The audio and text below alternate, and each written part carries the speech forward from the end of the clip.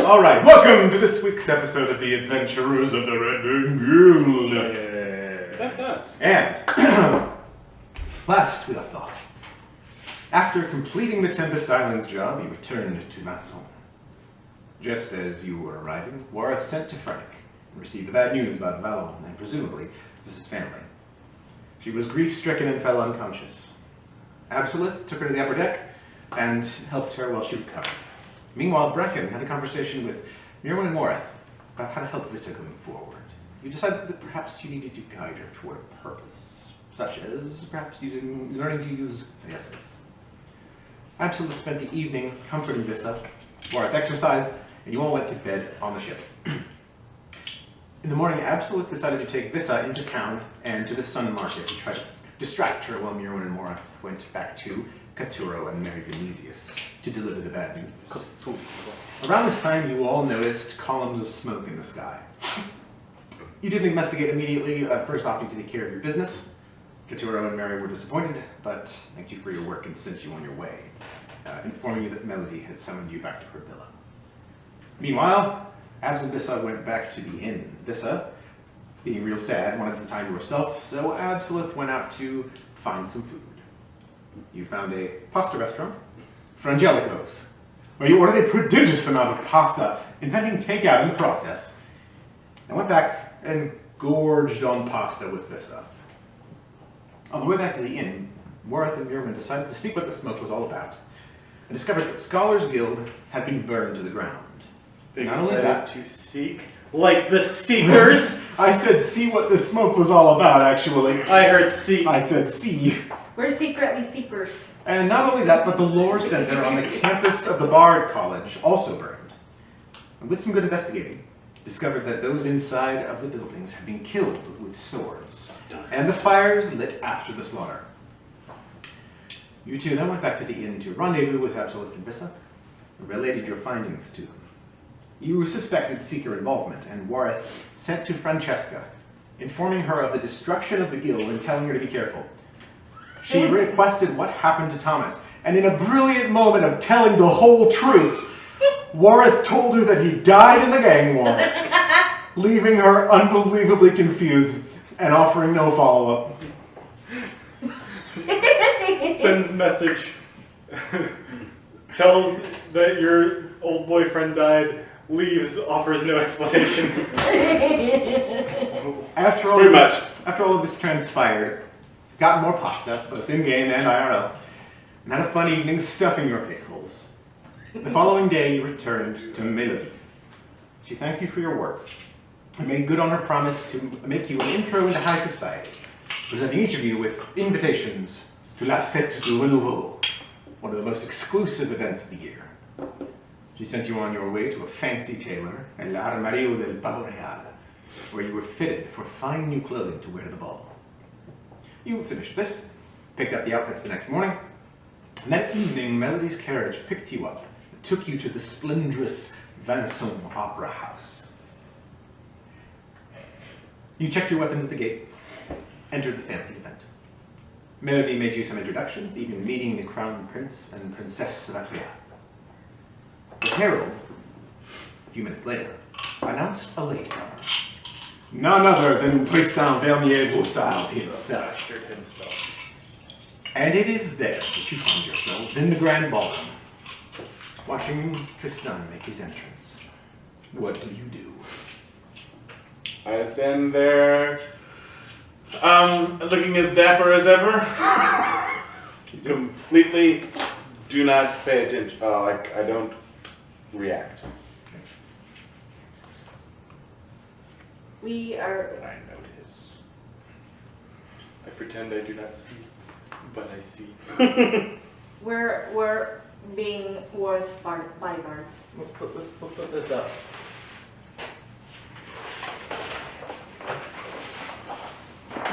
I need their booty keys.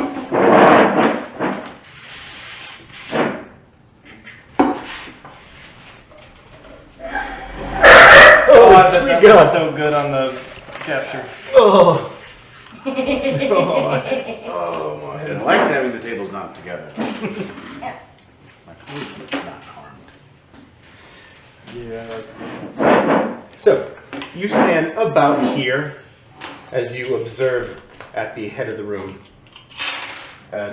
Tristan. No, wait, no, wait. This is the entrance. That's the entrance. Where's Warren?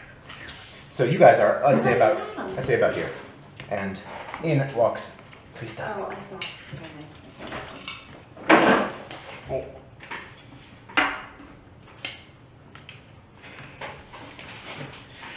All right. There we go. So you casually observe. Boris is laying down.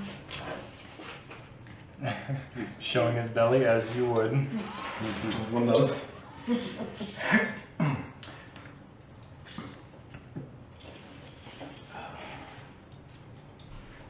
Melody is number one. Melody number one.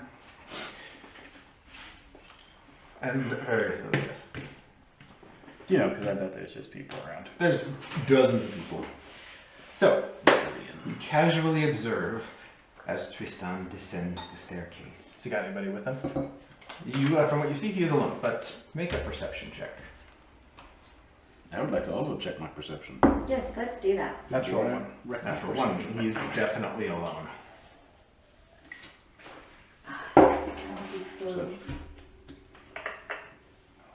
27. You only see him, I love how it's less definite for that eye roll. but Yeah, I mean, I get why. you get a feeling that he's probably not so dumb as to come to an event without any contingencies. That's just the feeling you get, but you only actually observe him. He descends the staircase, gazing out across the ballroom with a look of absolute confidence, just as if he absolutely owns the place. BDE. He begins to make pleasantries with the guests, bowing and smiling and kissing hands. Oh, you're such a rascal. You see Melody. You see Melody take note of his entrance, just casting a glance his way. Oh, it is Tristan. He is Yes. Uh-oh. I printed a whole bunch of toys for me to play with. Uh-oh. Oh no. That's the real reason that you bought that. Alright. What do you do? He doesn't immediately walk toward you. He kind of begins to take a tour around. Go over there, Tristan. I kind of lean over to Melody. So what's that guy's deal? He's not really able to tell. You heard of him? I've heard of him, but I don't. Of the South merchants indicate. Bit of a shady fellow, I can't say shady, I guess putting it lightly. Interesting. He has a lot of interests in the city. Business and otherwise. Yes, fingers in a lot of areas. Stop it. Make him talk. No, you stop it too. He started. He starts everything. Oh yes, the atmosphere is festive and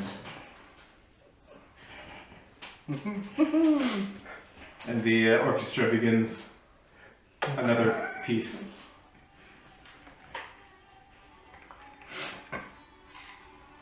That is the orchestra. This is actually a little stage down in the ballroom pit area. They're set up on a little stage, smallish orchestra, ringing out fine music. You see an instrument that you are not exactly sure if you recognize. Looks kind of like a harpsichord in the corner. Oh yeah. That I'm standing on. Rare, one of the first really ever made proper pianos. Yeah. There's all the... Is that Beethoven or Bach? No. Anyway. Well, he is, I would perhaps say, not great news. What? What? He's bad news. Did you say what? I said what? What did you say what I got? I don't know. I don't know exactly. Being kind of weird. Sorry, I was distracted by this interesting instrument here. What is this? What? Piano forte. Pianoforte. Nonischneck. you know, new kind of thing. It's like a harpsichord, but a fuller sound. Interesting. Thomas Rush is here, the famous Wolfgang pianist, is going to make a performance later. I knew I shouldn't have said it. Dang it. Piano player! He's a piano player! Get your head out of the gutter! It's kind of funny though. It is like, how do you have that title and not have changed it by now? When I say that to my mother, pianist, she always like, no, I am a pianoist. Pianist, that is very funny. Wow, it's your mother not dead though. I'm sorry. Backstory and all that.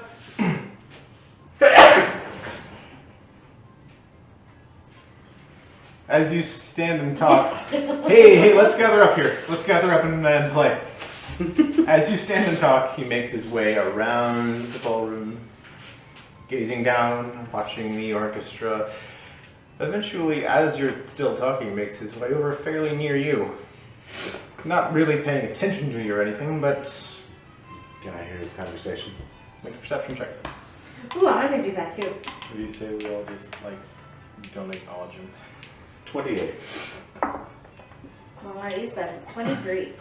He's speaking with the Nikita Viktorov, the sister of Mikhail, the two Oslakovian vodka magnates.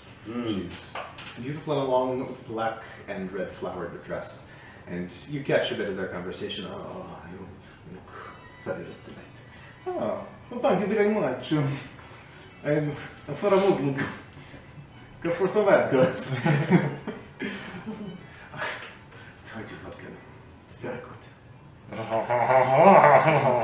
More hand kissing and more banal conversation with everyone around. Basically, he's chatting up. You all just stand there and. What did she say his main like business interest was, or like main Conversation. He's well, the Russell Merchant Syndicate. They help new businesses get off the ground, charge them interest and things. They I think we already talked about. yeah, it was laid out there. The structure, you know Yeah, the but I don't structure. remember since asking again. Elizabeth. Plus, Melody doesn't know that we know who he is. So she kind of explains the business model of the Broussard Syndicate, but there's more. There's a lot more under the table, you know. Interesting. I don't really like it, but I can only do so much about it. Of course. I'm just one piece in a larger system. He's probably got his hands in a lot of powerful people's pockets as well. Oui, to put it lightly. Influential. Well, that is Interesting. not a business of ours, though. No? We are here to meet and greet. I mean, I guess we could make acquaintances, but it's chill. It's all good. He continues on, basically on a tour, making the rounds. Walks right near you. Alright, fine. You notice he looks up and makes eye contact with each of you, and then with Melody. Melody. Good evening. Bonsoir, Tristan. Good to see you. We are friends. I am Zabor. With Waxionerinan. No, you know of me. Ah, just in passing. Absoluut. Mieux vraiment zit. Is Brechen. Is this here? This and Brechen are as well traveling along with you. And he looks each of you in the eyes and calls you by name. Very impressive. We are. I have been curious about all of you since you came to town.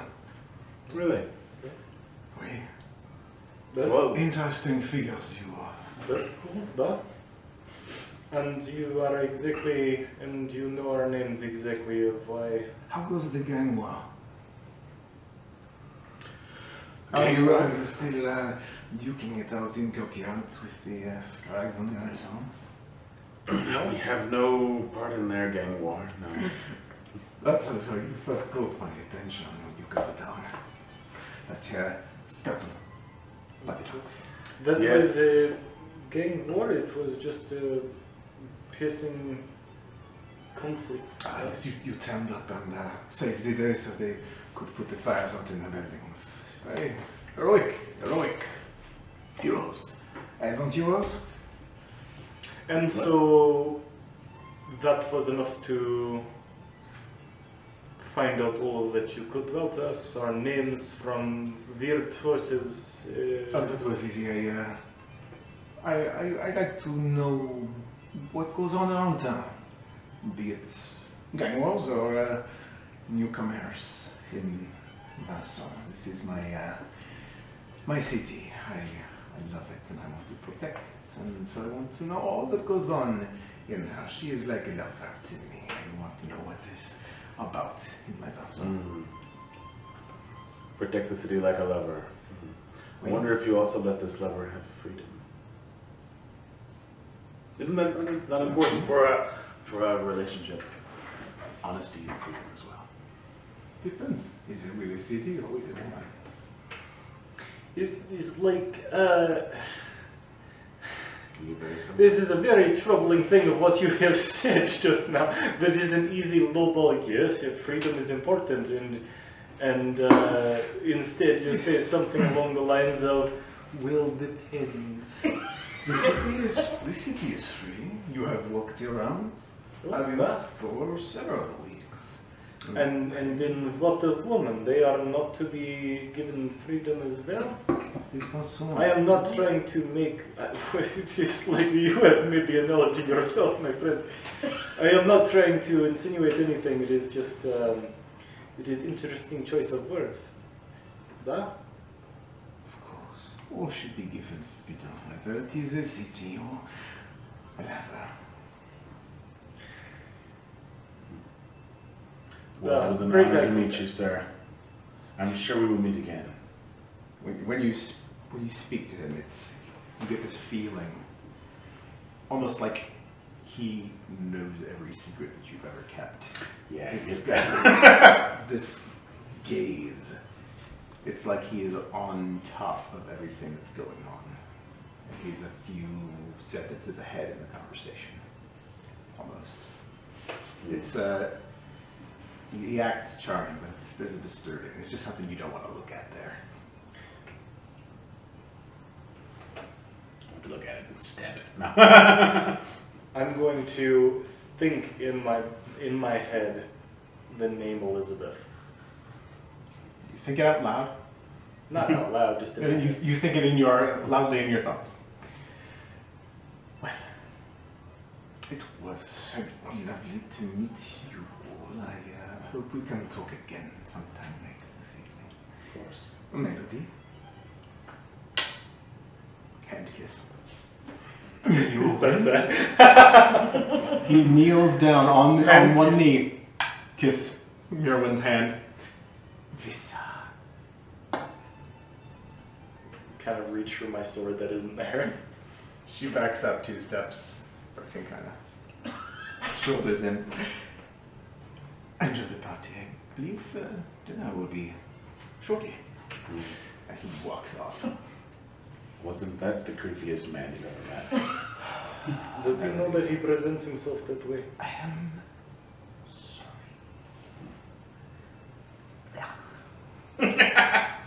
Hmm. He is gross! I did not like that. I didn't like it either. I am very wildly. I very much do not like him in a great way. It's hard to express. Get out of here, you bastard. I'm sick.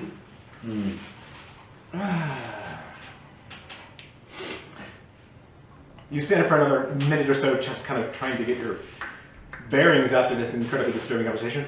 And you hear a ding ding ding bell tolls. And a voice, the herald again. Dinner is served! Seats. So, Melody then ushers you into the gallery just past here where tables, large round oak tables are lined up on both sides.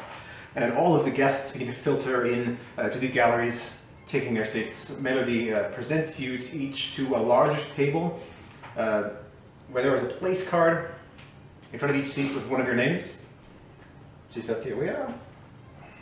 You all sit, as does Melody. And a minute later, Fabrizio sits down next to Melody. And another He's the nickel. and the woman next to him, a wraithy blonde woman Oh, I need another nickel. in a green and white dress, Don't we all? sits down next to him. And I am Says, sitting "Oh." next to Vissa. My right arm is next to Vissa. Melody, did you arrange for all of us to sit together tonight? Of course I did, Fabrizio. Ah, lovely. Oh, you all meet my paramour. This is Cassandra. Good. Hello. Good evening. Not a bleach map. It is lovely to meet you as well. He tells me you're adventurers. I suppose we are. Mercenaries or hired hands, you know. And that one of you won the archery tournament. Which one was it? That was I. To be the one that looks like he's itching to have the bowback in his hands. What a feat. That is very impressive. I deserve to be here. Absolutely. This is wonderful. What a nice dinner and stuff. Have you ever had a 7-course before? No. Yes. No. Oh, of course, you are the deposed prince of Afmindak. She reaches over and... Oh, darling. And she and Cassandra and Fabrizio kind of giggle to each other. You're looking for something, I say very quietly. For what? I can't repeat it. Okay. At this moment, as soon as everyone is seated, you see a man walk over to the piano. Is he the pianist? He's kind of a shorter human man with swept back blonde hair. You can gather that he is the pianist, Thomas Rush, and he sits and begins his piece as servers begin to filter out from the kitchen. This waitstaff. And as they come out, a latecomer comes to your table. Another different person. He's a thin-faced, Way over my neck. thin-faced, hawk-nosed human man in a very reserved black waistcoat, white cravat, silver buttons. Sits down. Regards you all. Donnez. Lièvrement. That is Robert Lièvrement. Da. He is the master of coin. Forward-looking. He's terrible. Very fun at parties. Nice to see you. Da. It is nice to meet you, coin master. Your names, I suppose I cannot done with this. His names I don't know. I am the fourth wealthy Darlenon. These are my compatriots. Sorry. Almost everybody we have run into so far has seemed to know our names and everything that we know is known about us. If you were announced by the herald earlier, I was not paying attention. Is probably why we Your name? notice you as well. Absolutely the one. Yes. Mirwin Torin. Yeah. Bracken, the actress. Yours. I'm Lisa.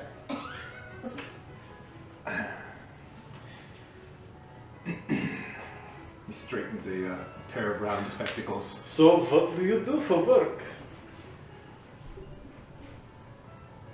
glances at Melody as if how dare. I am the master of going for Vincent. That is a title, but it is not what the job in itself is. What kind of thing do you do in your job as Minister of Coin? Fairly self-explanatory. You are telling me that there is absolutely no, like, subtlety to your job, no intrigue, nothing that we would not expect for you to do? Or do you just purely write down numbers on books? Pulls out a gold crown coin. This is a coin. I am master of the coin. Of this specific coin? This one and all of the Ah, others. I reach into my small little purse and I pull out a gold coin. All of I am Mr. of this coin. It has been in my bag for a long time. You can tell because it is greasy. Yours is nice and shiny, so I can tell that you are Mr. of it coin. Just because you hold it does not make you master over it. This came from Keswin, though. At this point, the servers begin to filter in, and he's like, God. and then they come. It is funny, I am actually less sure of what your job is now. Because I thought you just admit. The troop of servers come to the table. The waitstaff, they move in concert, almost seeming as if they are following some intricate choreography. They deftly handle plates and trays stacked with wine flutes, with all the grace of a ballroom dancer.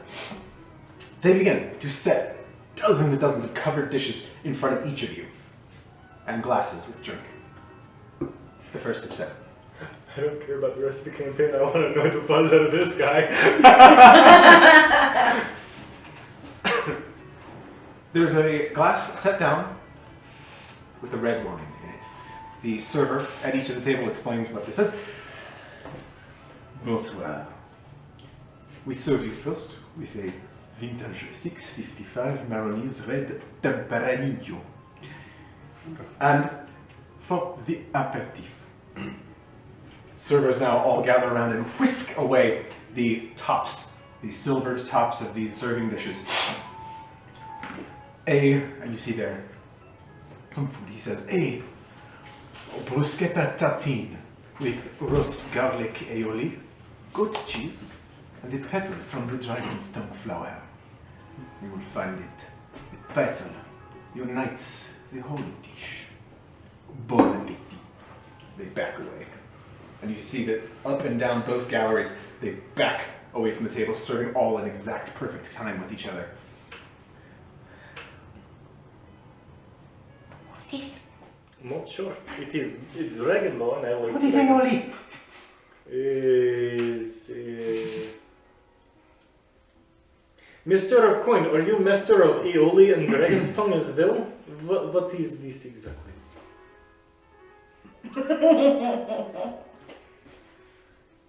Bonnet.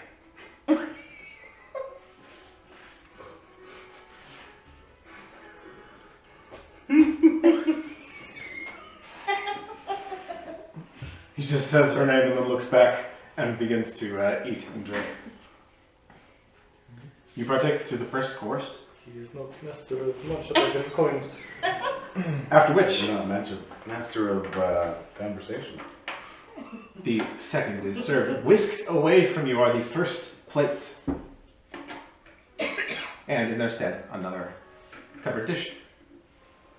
The tops are whisked away, and your service says, for the appetizer, grilled bay seahorse and plastadière tomatoes, doused in a Malthusian vinegar, and at which point each server takes a small glass pitcher thing and douses each of your plates in vinegar. Briefly lit on fire, and they light a match to each plate, and white hot flame flares up, and then after a moment Making fun of recedes. the dude and how he's all drunk. It recedes, and gives a pleasant, earthy background to the dish. Surprisingly not vinegary at all. You go through this course as well. And during it, you notice a man going from table to table. A person dressed in the hat, the puffed shirt, and pants of a court fool or jester. He goes around to each table. You hear him slinging insults at the guests Lovely. and having a final time until he comes up to yours. Bonsoir! Bonsoir! You are very short, for you are a dwarf. You're not very. Observation of humor! What is your name? What is your name? Absolutely. Can I see your hand? Well, the heart. Takes your hand. Absolute Dovona, whose hands are as big as any man's. You must be careful, it might hurt you. My hand is well and truly broken. Oh, I am sorry. You must be the prince. Yes, I am. Prince of the dinner table. For his kingdom has fallen and he was thrown out away from home. You do a fake little bow. He continues in like manner. No, make fun of Master of Coin. Oh, yeah. He looks at you. See him lock this gaze with Robert. He says, "Renouveau, good evening," in a strangely serious tone. No. And he moves on quickly from your table. Nah. After the Everyone's appetizer, paid. He has You to get are so impeccable that even the court jester could not make fun of you. wait. Da? You see him look back behind his shoulder. He gets up without touching the dish. You see him walk over, but if you're there, he walks over here, exchanges a look with the buffoon, who then breaks off from the table. He goes over to speak with him. Do you observe from a distance he speaks with le bouffon while exchanging glances and looking at directly at you guys? I checked to see if my pockets have been picked by that buffoon. Make an investigation check. You took all your gold with you? I don't know. 7. You don't notice anything missing. But they exchange words and whispers, and you definitely notice that they're talking while looking at you. And after that, That's Master of Coin? yep. And after that, he leaves. Robert goes up the staircase and walks out.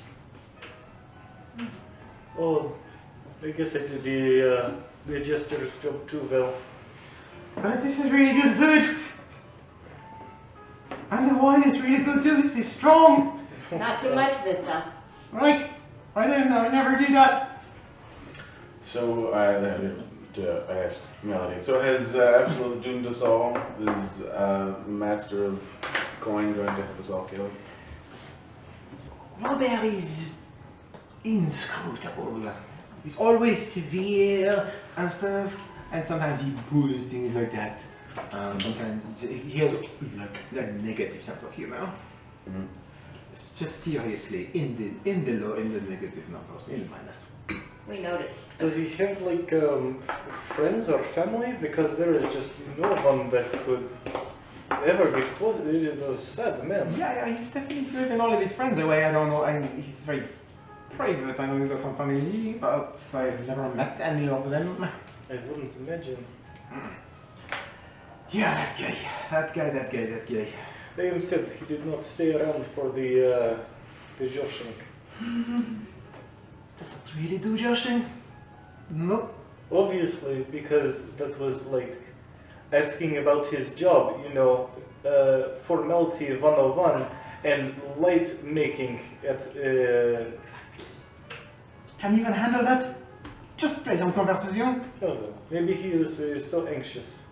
All the man is good for is just tink, tink, tink, county coins, put the coin in the box, write the numbers on the whatever. I suppose it's a necessary, important job. Does it take someone like that to do the job, or does the job turn you into that? Perhaps a bit of both. It might be that I have known men who were perfectly reasonable and they got even the smallest bit of responsibility and all of a sudden they are, boom, they are another person. I could see that happening. I did not know him before he was master of coin, so it's always been like this to me. Yeah, makes meetings a chore. Should hear every groans about going and about the budgets and it's horribly boring. He's very passionate about the gold, very passionate about gold coin. Yeah, I've seen him do that thing where he puts the coin under his finger. Like, I've seen him do that before. It's just, it's so. I bet if I made a pass at that gold coin that he put on the table, he would have held me for high treason and hung me. That is quite possible. I would not put that above him. Oh well. Little baby man could not handle a little bit of Josh. No, he could not. He just could not. He is so The next course is brought out. The tray is whisked away and replaced. This, the salad. Maronese mixed greens. You see, it's kind of formed in like a nest, with a boiled duck egg in the center, drizzled with a honey saffron dressing, and served upon a wyvern scale. It's a lovely salad, very light. And the egg, when mixed with the greens, is excellent. I have a question. Yes. Why is a 7-course meal highbrow when it's essentially the same as tapas or a buffet, to be honest? It's just a buffet that they bring to you. And has fancy names. And they're on wyvern scales and lit on fire. Yes, Pudding, that's pudding. true. Okay, so here's the bizarre thing, and Absolute is going to say this. So here is the bizarre thing, Don. We are at course 3, and it has already been on fire and on a literal piece of dragon. And I'm holding up the scale. What the heck is going to be like main course? This is really. Is it going to be served with a gun that we get to take home? That would be something. Serve it upon the blade of a sword, perhaps. Oh, that. And they just eat it really long, very long, sort of, and they just bring it around and everyone leaks off of it. Maybe it's like a sandwich, and they use another sword to cut the sword sandwich up. Live dragon. that. Live dragon that's slaughtered before us. Oh, that. See, we've got That would be dangerous, I'd totally into that. We've got to turn to the prince who has had experience with this before. With the eggs. The main course. With this, they set down a different glass. This one, with a Veteran Isles Pale style ale. Golden, with a nice kind of a Niles pale ale. My goodness. carbonated head to it. And the largest plate is brought, and the lid whisked away. This is roast griffon shank, stuffed with herbs, garlic, and sun-dried tomatoes, wrapped in a wild boar pancetta, roasted and served on a bed of mashed souchon beans. Bon appétit! It's a fairly large chunk of meat. Oh, bird, no! Just rinse this roast brown pancetta. You've never tasted griffin before. It is like my spirit animal. I very much bonded with griffin. If you don't eat it, I'll eat it for you. No, I am going to. This looks amazing, but it's griffin. This is good stuff. Maybe your next mount will be a griffin. It's a whole griffin. No, not until I get to I fight like griffins as well, but also they are so taste so good. They are such no. It is like you are saying they are part lion. It is like saying you're eating a main lion. Kind of like that. It's really a sin. Well, if this is what lions taste like, they're delicious. Bad lion, I couldn't tell you. They are a prey animal. I get griffins to be prey animal as well. Depends on the type of griffon. Some are prey and some are, real nasty predator. I'm sorry, is what I meant to say as predator animal. Oui. So, like... Yeah, there's tiny ones and little big ones. I think this is a royal griffon, if I remember the menu correctly. Big mounted ones. Oh, how did they kill that? With great difficulty. Very carefully. How many would they have had to kill to feed this many people? Griffon, royal griffons are really big. So crazy big. Mm. Oh, imagine like the ribs of the griffin or the tenderloin of the griffin. You've got a shank. I had a rib once. I did. Oh, the rib. It was so tender. I bet even the chuck is good on griffin. Oh, I am sure of it. But yeah, that rib. Oh. So, see, this wasn't as bad because I didn't understand most of the words you said. The rib, No. All of the meal did not make me hungry. Oh, okay. We're not done yet. This is only the. Until we started talking about meat just now, or just like so far? Well, yeah, most of the weird Frenchy fancy words that he's using, I don't know. Last time when you I were got- talking about pasta made us hungry. Yeah, well, pasta is like so So- University. So this week it's just like, I don't know what that is, so I'm okay. This course has, and you finally finish it up, you're already getting a food baby at this point. But there's more. The servers bring the next dish. This one, the cheese. It is a cave-aged Kazwinik mountain ox cheese. It is exquisite. But also an acquired taste. But to the point where it's kind of, you can really ease your way into it. Very pungent. It's got this slight crispy bits in it almost, but in a good way. It really, really fills your nose. crispy and pungent. But in a good way. Just like me. For dessert, they Well, bring out.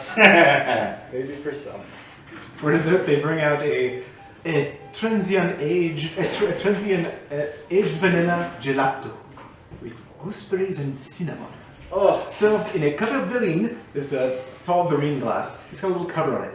And when they lift it off, a sweet-smelling mist rises from the glass. Bon appetit. do like a gooseberries. Amazing. Oh, this one is the best. Is the best so A far. long time. Oh yeah, this one's really good. Lisa, how are you doing? See, I have been eating normal people-sized meals, and so have you. But the difference between us is that both me and you make two normal-sized people. I am That's true. so big and you are so small. After yesterday, I think that I'm just gonna explode because I just eat the faster and 7-course meals. You really should have done like dark today. So, But it's so good. she's very good. Well, then I deserve it because I just lost my whole family. And then she kind of sinks into this realization of what she said. Visa no, Visa no. Oh, I was having a nice evening too. You don't know any of that. You just know that they are not in the city. That's alright. It's alright. It's dessert. It's very good. Yeah, eat some more gooseberries. It'll make you forget again. That's what they say. Gooseberries make you forget berries. Did they say that? I don't think they say that. I was trying to make like cool.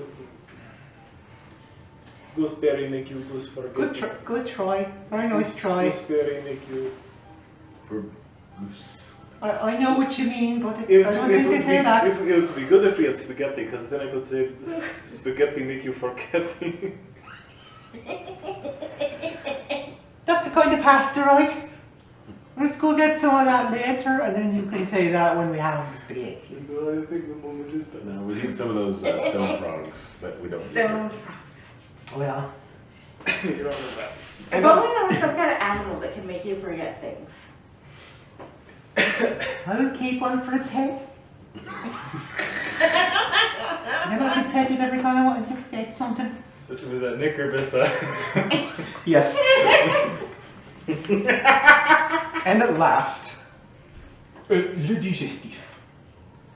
a small snifter, a Notre cognac. And next to it, a small black and crispy looking thing, a fried Juma grub. Bon appetit. No, I don't eat bugs. It's a grub. I don't eat bugs. Oh, you should have been there around the Isle of Giants. This bloke, ticket, right? He had these little things. They were so crunchy. Those are crickets. I do not eat I'm going to try this. Crickets. He bites it straight in half, and the crunch, it's so crispy. Oh yeah, these are fantastic. You have never tried the Juma grub before? And today shall not be the You day. have to try it. Today will not be the day. I have had such a fantastic It's so melody. good. Melody. Look at it. Oh, it's so crispy. As much as it pains me to agree with Absolute, I don't think I can try it either. I will try it. Try it with me. Oh, Oh, it's so crispy. And it's pretty savory. It's not bad. It's kind of nutty. Nutty. A little bit goopy on the inside, but not bad. oh, I was having such a good meal. At least I brought brandy or whatever it is, alcoholic drink. I will have to have 2 of these. I'm looking at the waiter. Another one of these. Of the brandies. Kind of gives you winking. Brings you back another one a few minutes later. And with that, dinner is finished. You polish off your plates, finish your cognacs, and with full stomachs, the last of your dishes are taken away by the serving staff. So, now it is time for the entertainment. Come on, let's go look. It should probably start soon. Let's get over to the edge. Melody whisks you over to the edge of the, or just to the the railing around the ballroom pit. Well, I go grab. Oh, there's still beer in here.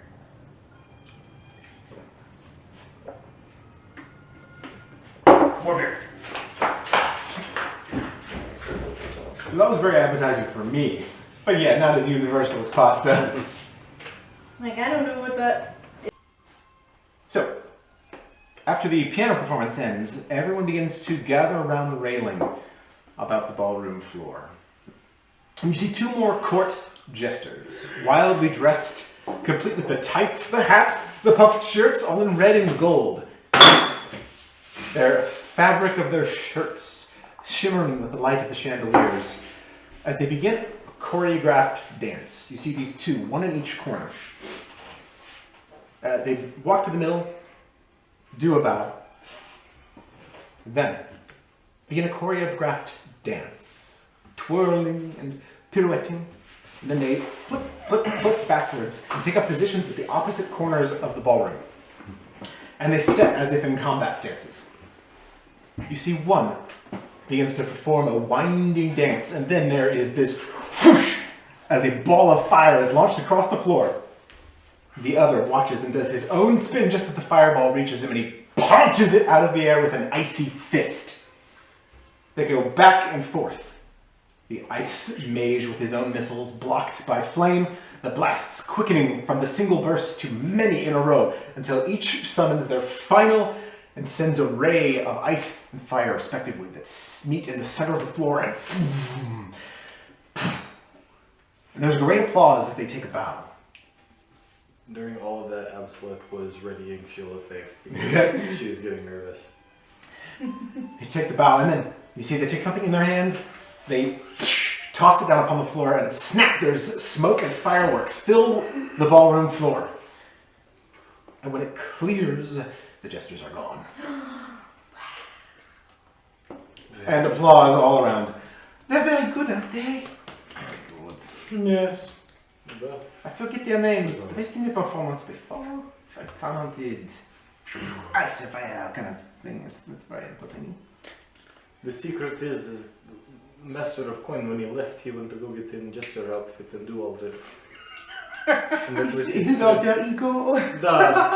Because we see the face. Could we see the face of the other man very well, or was he wearing mask? I could not see. They actually were bare. No masks. Were bare faces. That's what he Neither said. of them looked like Robert.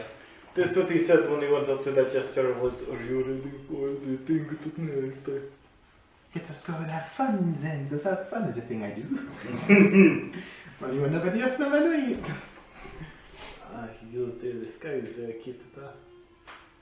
And after that, the crowd begins to disperse a little bit more, and the orchestra begins to play once more. So, and you see many couples now begin to filter onto the dance floor. Melody, may I have this dance? Of course! Let us go! When you see out of your corner of your eye a figure kind of shyly sauntering up to you. You look over and there is a dwarf. Is it Master of Coin? And he has this long braid and a long braided beard. He's dressed in a nice black and gold doublet. Good evening. Maybe. What's your name? You're a win? Yorwin. That's a beautiful dwarfish name. Thank you. My name is Adrian. It's nice to meet you. May I have these stones? Why, of course. I'll go this way then.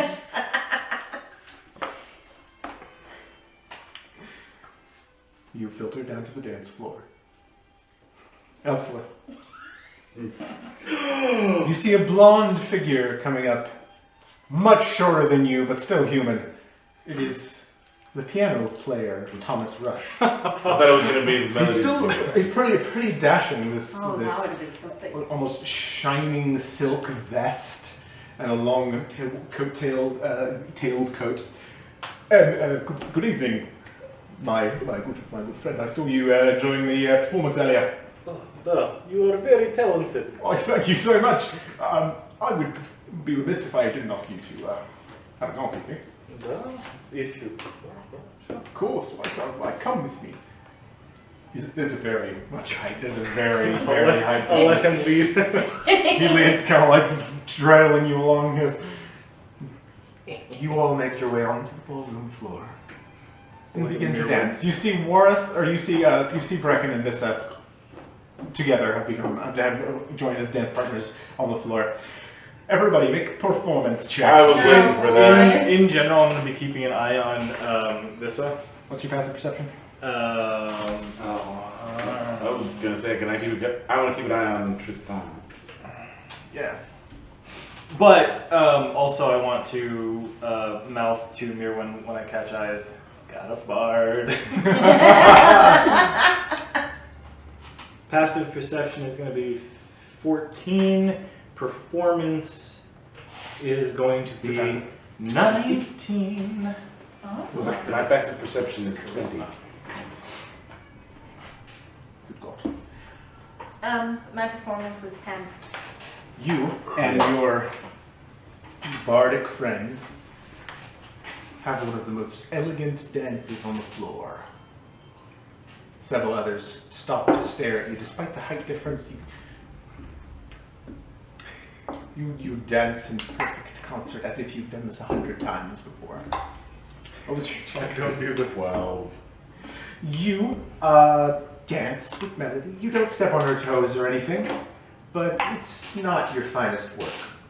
You feel, but she doesn't make you feel that bad. You know, she kind of takes control and does the spin with you, and then and That's the joke I was trying not to make. Is like pick him up and like.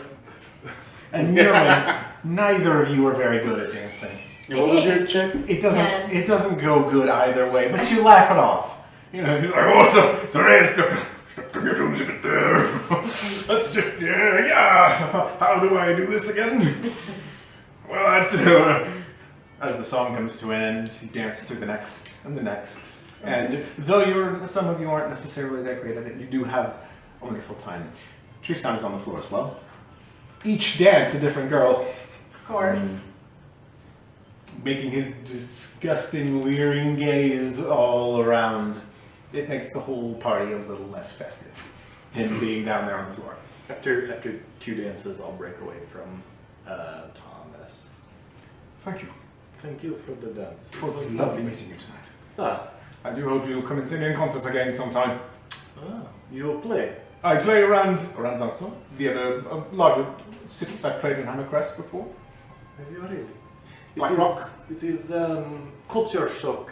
I guess I assumed that coming here, the castle would have like a specific pianist that would only be here, performer that would only be Oh, they've got performers, but sometimes they request me specifically. Oh, you are too good to be tied down to them. The piano is a rare instrument, and rare as well of those that mastered it. So I'm called around to the few areas where they have pianos. It's this gnomish invention is still getting off the ground. It's been around for a few years, but you're Kesmonic, are you not? No. I thought from the though you do not speak with Kesmonic accent, I thought I picked up something about the lilt that suggests you have lived in Glasgow. Spent some time around even the highlands and the lowlands kind of get that Down the road ish to it. you're not go away, Warren. Go dance with the melody. She is waiting for it. No, of course. You ascend to the stairs with Thomas. But your conversation. it all blends in together. It is not purely my accent has not stayed as Ozolkovian as. Well, perhaps if you go back there someday, you will catch me in Black Rock at a point. I'll keep looking. Lovely to meet you. It was wonderful to meet you, Thomas. And he goes off. And I'll watch this visual. Yeah. You head up to the. You just kind of watch over the railing as the couples dance. Tristan, who's there? He doesn't do anything untoward right now. Everyone else looks to be having a good time. Mostly just in case Tristan starts walking in a direction towards this or He doesn't seem to make any sort of move like that. He's going to kill us all. I would hope not. But he does catch eyes with you on a couple of occasions. Just only for a second.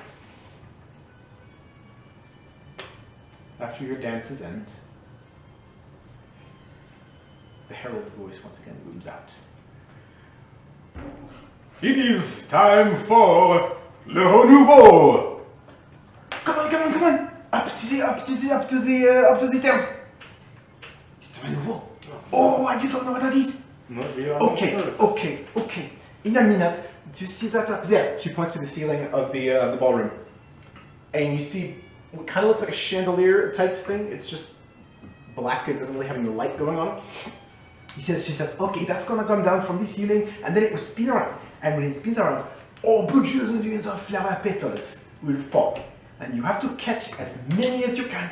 And if you catch the most, you get to kiss the crown prince or princess. It was a springtime honor thing. You get one kiss, whoever has the most petals. Well, Interesting. Lisa, is this something you are interested in? Yeah, sure. I'm probably not going to catch that many, so. But let's do it. Get to kiss prince. Are you guys ready? Just watch. A minute passes, and then you see this thing on the ceiling come to life.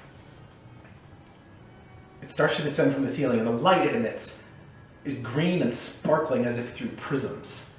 And in disco ball fashion, it lowers from the ceiling and stops. And a second later, it begins to spin fairly quickly. And you see out from it fall hundreds of pink and green flower petals and begin to descend upon the floor. Everyone gets ready. I, in the distraction, take a piece of cat's fur and mutter an arcane word and touch Vissa with enhance ability and cast Cat's Grace on her. That advantage? Advantage on dexterity checks, because Alright. I'm guessing this is dexterity. Everybody, run and make some dex checks.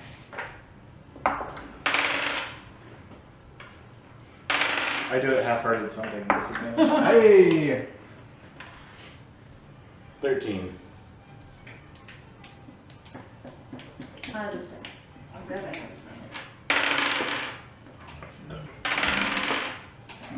16. 16, 13. 5.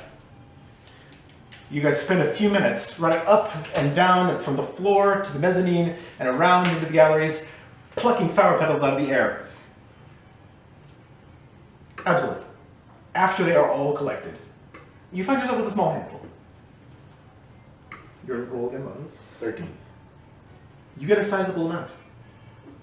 Good handful. 16. You get a couple of handfuls. She's so special. You look over and Brecken's got like this small little pile. Melody has a good 2 handfuls. And Vista just has an arm. I got a lot! Obviously, you did good.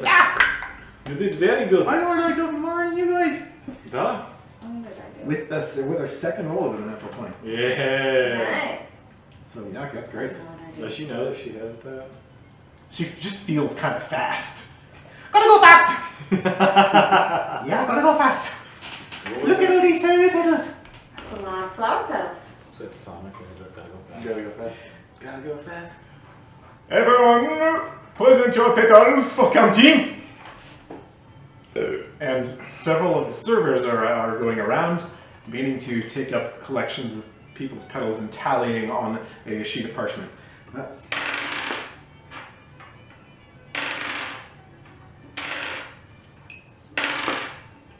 overall. At the end, Vissa easily has more than anybody else. Nobody else. Yeah, overall they did really well. I'll drop concentration on that spell. Vissa she just sped around the room, around the entire gallery, just snatching until armload. The herald comes down. We have a winner. Visa Leatrice. I got the most! Oh, everybody's looking at me. You're recording this. Come to the head of the room for les billes de Renouveau. And the Prince Jean-Paul comes over. And in the middle of the dance floor ballroom, Vissa and the Crown Prince share a kiss. Oh. And applause from all around. She's very red. He kind of bows her down and she heads back up the stairs. She gotta go fast up the stairs. These are very nice. They say if you wanted to kiss a prince, you could have just told me. Not worried, he is thank She just rolls her eyes. you. That was Crown Prince though. Yeah, he's gonna have the crown. I've got a helm. Oh, yeah, but him too. You gave it to me. Thank you. Maybe I need to meditate with that on. Getting sidetracked now. This was really fun. This was a really fun night. Ah, Did you guys have fun? that. I also had fun, even though that was weird. But I'm happy for you. Thanks.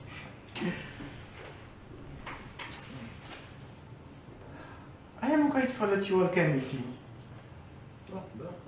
Do you want to meet anyone else? There are still plenty of people. Of course, I would like to make some more introductions and Oh, whatever.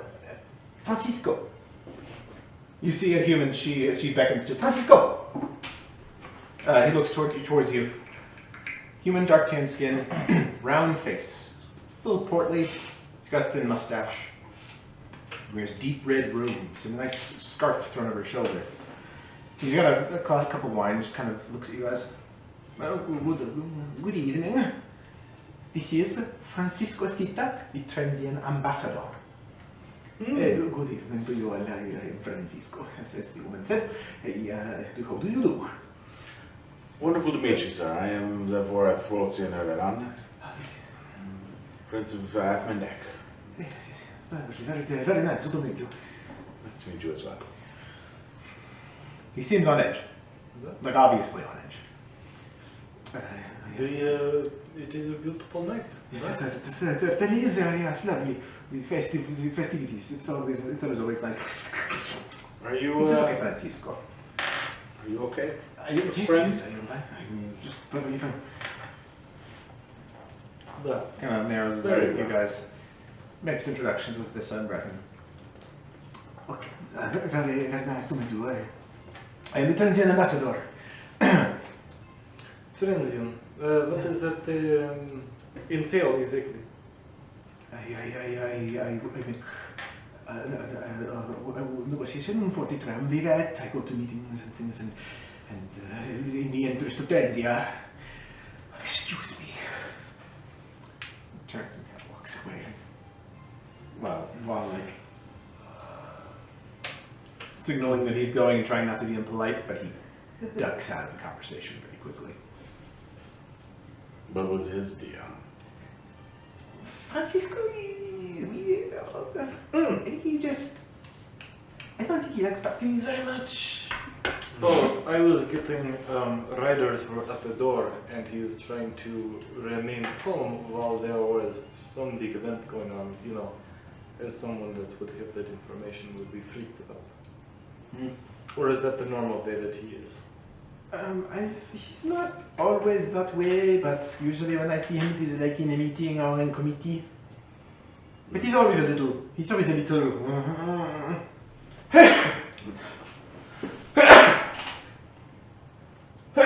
Very fidgety. Oh, But he's nice when you get him to speak to you for more than 30 seconds. Interesting. I wouldn't have expected someone with that, I suppose, personality to be an ambassador. Yeah, I wouldn't either, but I guess he's good at his job. Oh, they keep him around for some reason. Very well. is there like waiters with wine going around? Yes. Plenty. On shining silver trays, flutes with sparkling champagnes, various other sorts of wine. When do I breads and golds. see Thomas? Give me a perception check. That's pretty good. 18. You catch sight of him across the room from where you are. He gives you a smile. Okay. I'm just gonna, since it seems like they're all in a group, I'm just gonna go flirt with Thomas more. You go over there. I'm gonna get 2 glasses of whatever. Oh, fucking guy. What the? Oh, is that for me? Oh, I'm just gonna have casual you are too kind. Conversation. Absolutely. with the boy who had balls enough. You are too kind. You have a nice little chat. Come this way.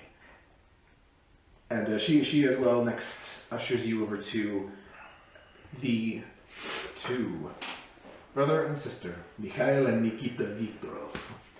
She says, I have met these 2 on a couple of occasions. Very nice. Little bit Ozigovian. I suppose that's not a crime. Mikhail, Nikita. Good evening. Good evening, Melody. It was good to see you again. Yes, very good to see you, Melody. You have friends to introduce to us? That's my accent. You have friends to introduce The to most us. bizarre thing. Sorry. Yes, this is Wallace and Warren and Brecken and Lisa. It is very nice to meet you. You as well. These are the vodka people, right? A lot of people. Here you are. Oh, right, because they make and sell vodka. What do you say? These are the burrito people? Yeah. Oh, these are the spaghetti people. Vodka tycoon.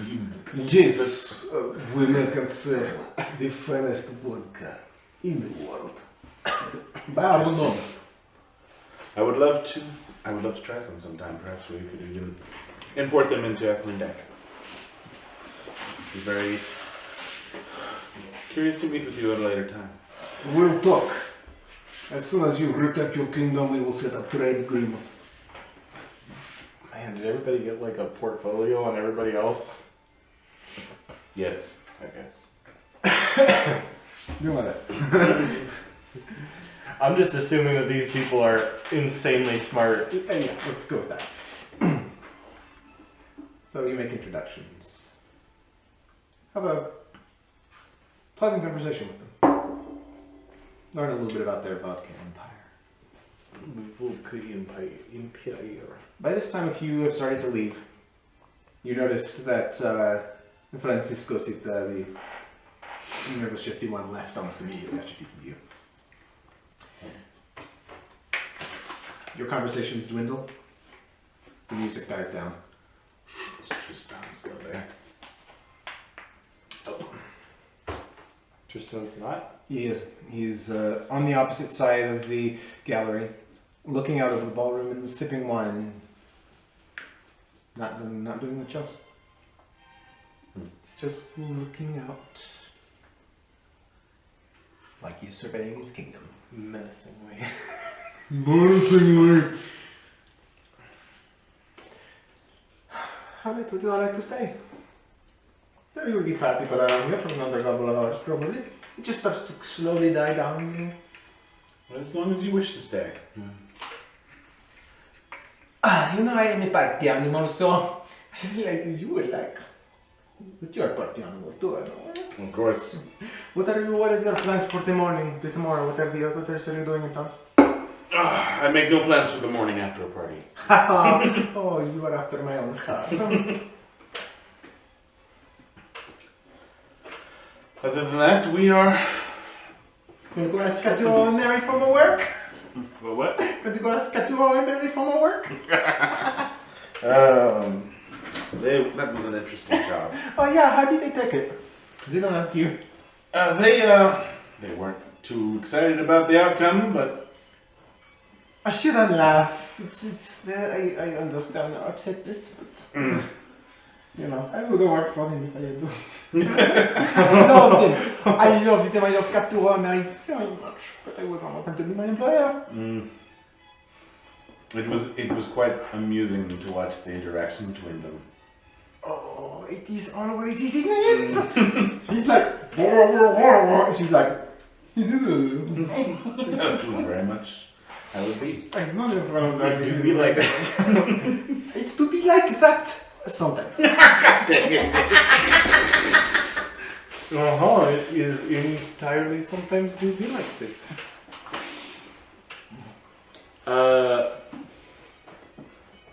I left with Thomas like 10 minutes ago. You leave with Thomas and do whatever it is that you do. There was a bard. Like, give Absolute this one vice, like, Fade to black. Vissa and Brecken by this time have kind of retired into the chairs at the tables. Breskin's like, oh, I ate a lot of it. So did I? And also I drank a little too much. If we're being honest. For once I did not. Well done, Vissa. Thank you. I know what case it is. But yeah, I'm pretty sleepy.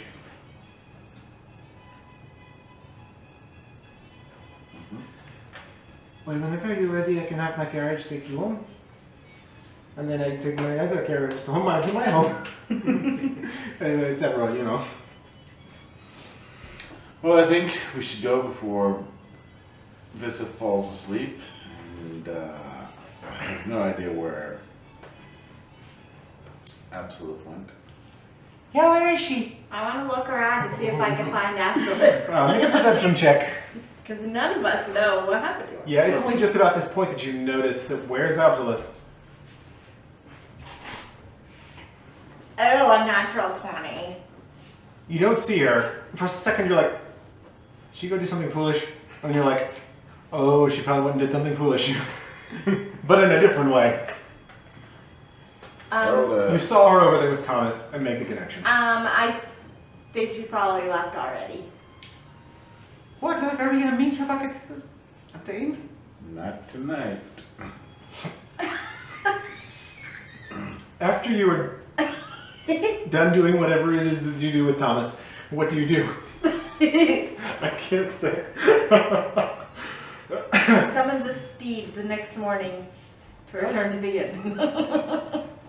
See you guys in the morning. Like, what do you want me to say? I'll find my way back to the inn. I think maybe we'll just go back to the inn. And then Absolute can go to the inn herself. Yes. She'll get a horse or call a pig or something. And we'll see her in the morning. She will That arrive. was the face of a GM that had planned combat tonight but went, uh-oh. This Other did kind not of go as combat. planned. I was planning a fight scene with Tristan. I didn't plan nothing, and yet I planned everything. I planned everything, but didn't count on anything. How many people would have jumped us if we had tried to attack Tristan? He's not going to tell us that information. Well, it didn't happen, so. You're kind of standing there thinking about that. Make a perception check. Yeah.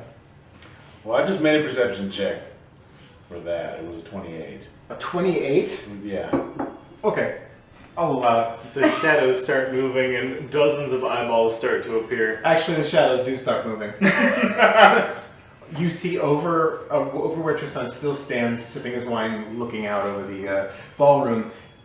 In some of the shadows of the pillars and stuff, and in the galleries behind, you see a couple of times flicking shadows.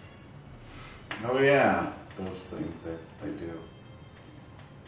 You don't get a good look at anything, but yeah, a couple of occasions you see fluttering shadows. Don't you have anything that you can put in his head and mess with him? A knife. Oh, really mess with him. I'll put that in his head.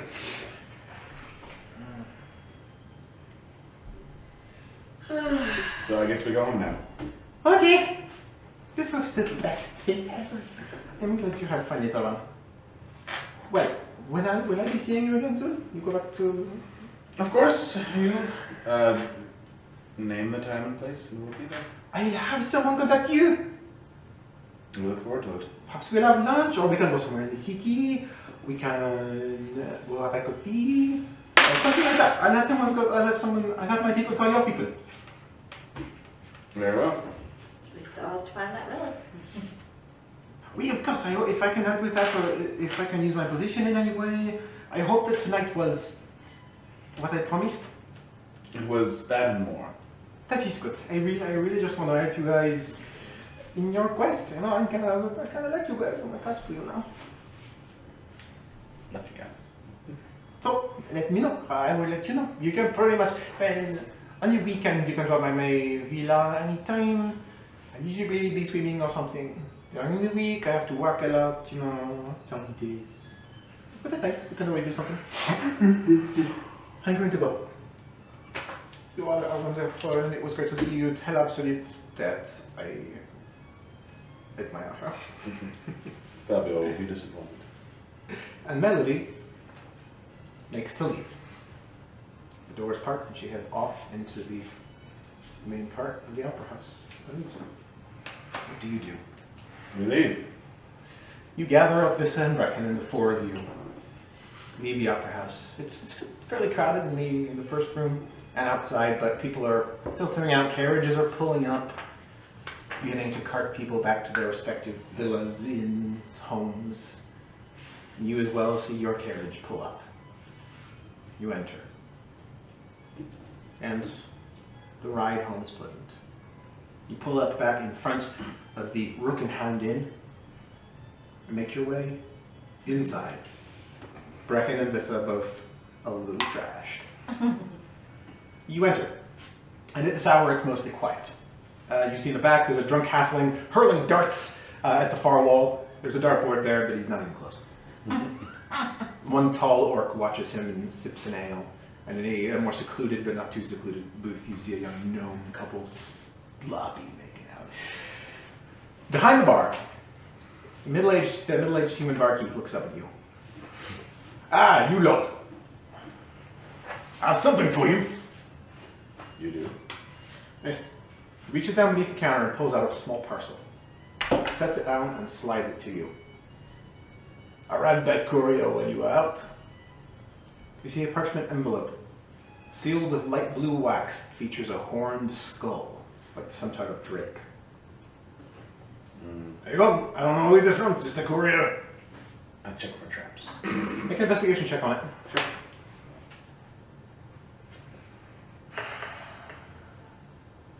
$18. It's not trapped, and Not a poison mushroom in it. there's not a poison mushroom in it. And with that roll, something about the wax makes you think of that one place you went in Casbon that one time where you found the wrecked tower. This looks like it's... Yes. Yeah. This looks like it might be something from the Casbonic military, or... I open it. Are you talking about the Seeker's Island? No, the island where we found the dead people and we found The note weapons about, and stuff that we gave to the crew of the Large Square. We found the note about the Ozilcovian spies. Yeah. Early on. Yeah. I remember that island. I don't remember the context of that island. But It was in the tower. You found it was a similarly colored blue wax. absolutely wouldn't anyways. You wouldn't know that. Yeah. And you're not with us, so. And I'm You said you open it? doing a horizontal monster mash. You crack the seal, open it and pull out the parchment inside. You unroll. Doesn't actually say who it's from, but the first words are "My beloved Murwin Warth Vissa and Brecken." And a neat hand. You can easily surmise. Scarlet. You can easily surmise that this is from Scarlet. Of course it is. The neat hand give it away. Well, as soon as you said it's from Kazuan military, I thought it would be her. Anyway, Plus, go it on. couldn't be from Bureau because he doesn't know how to read. I understand the context now. Because that was a military base, and the Casbonic military was going to use blue. I see I'm up to speed now. Okay. What speed are you at? What's that? 2 beers. What? What is it? It's a note from, I believe, Scarlet. Really? Really, Scarlet? What's it say? Wait, let's go read it upstairs. Let's go upstairs. It seems to wake both Vesbrecken and Vissa up. You head up to your room. Well, shall we read it? It's fairly lengthy. It seems like it's got some content to it.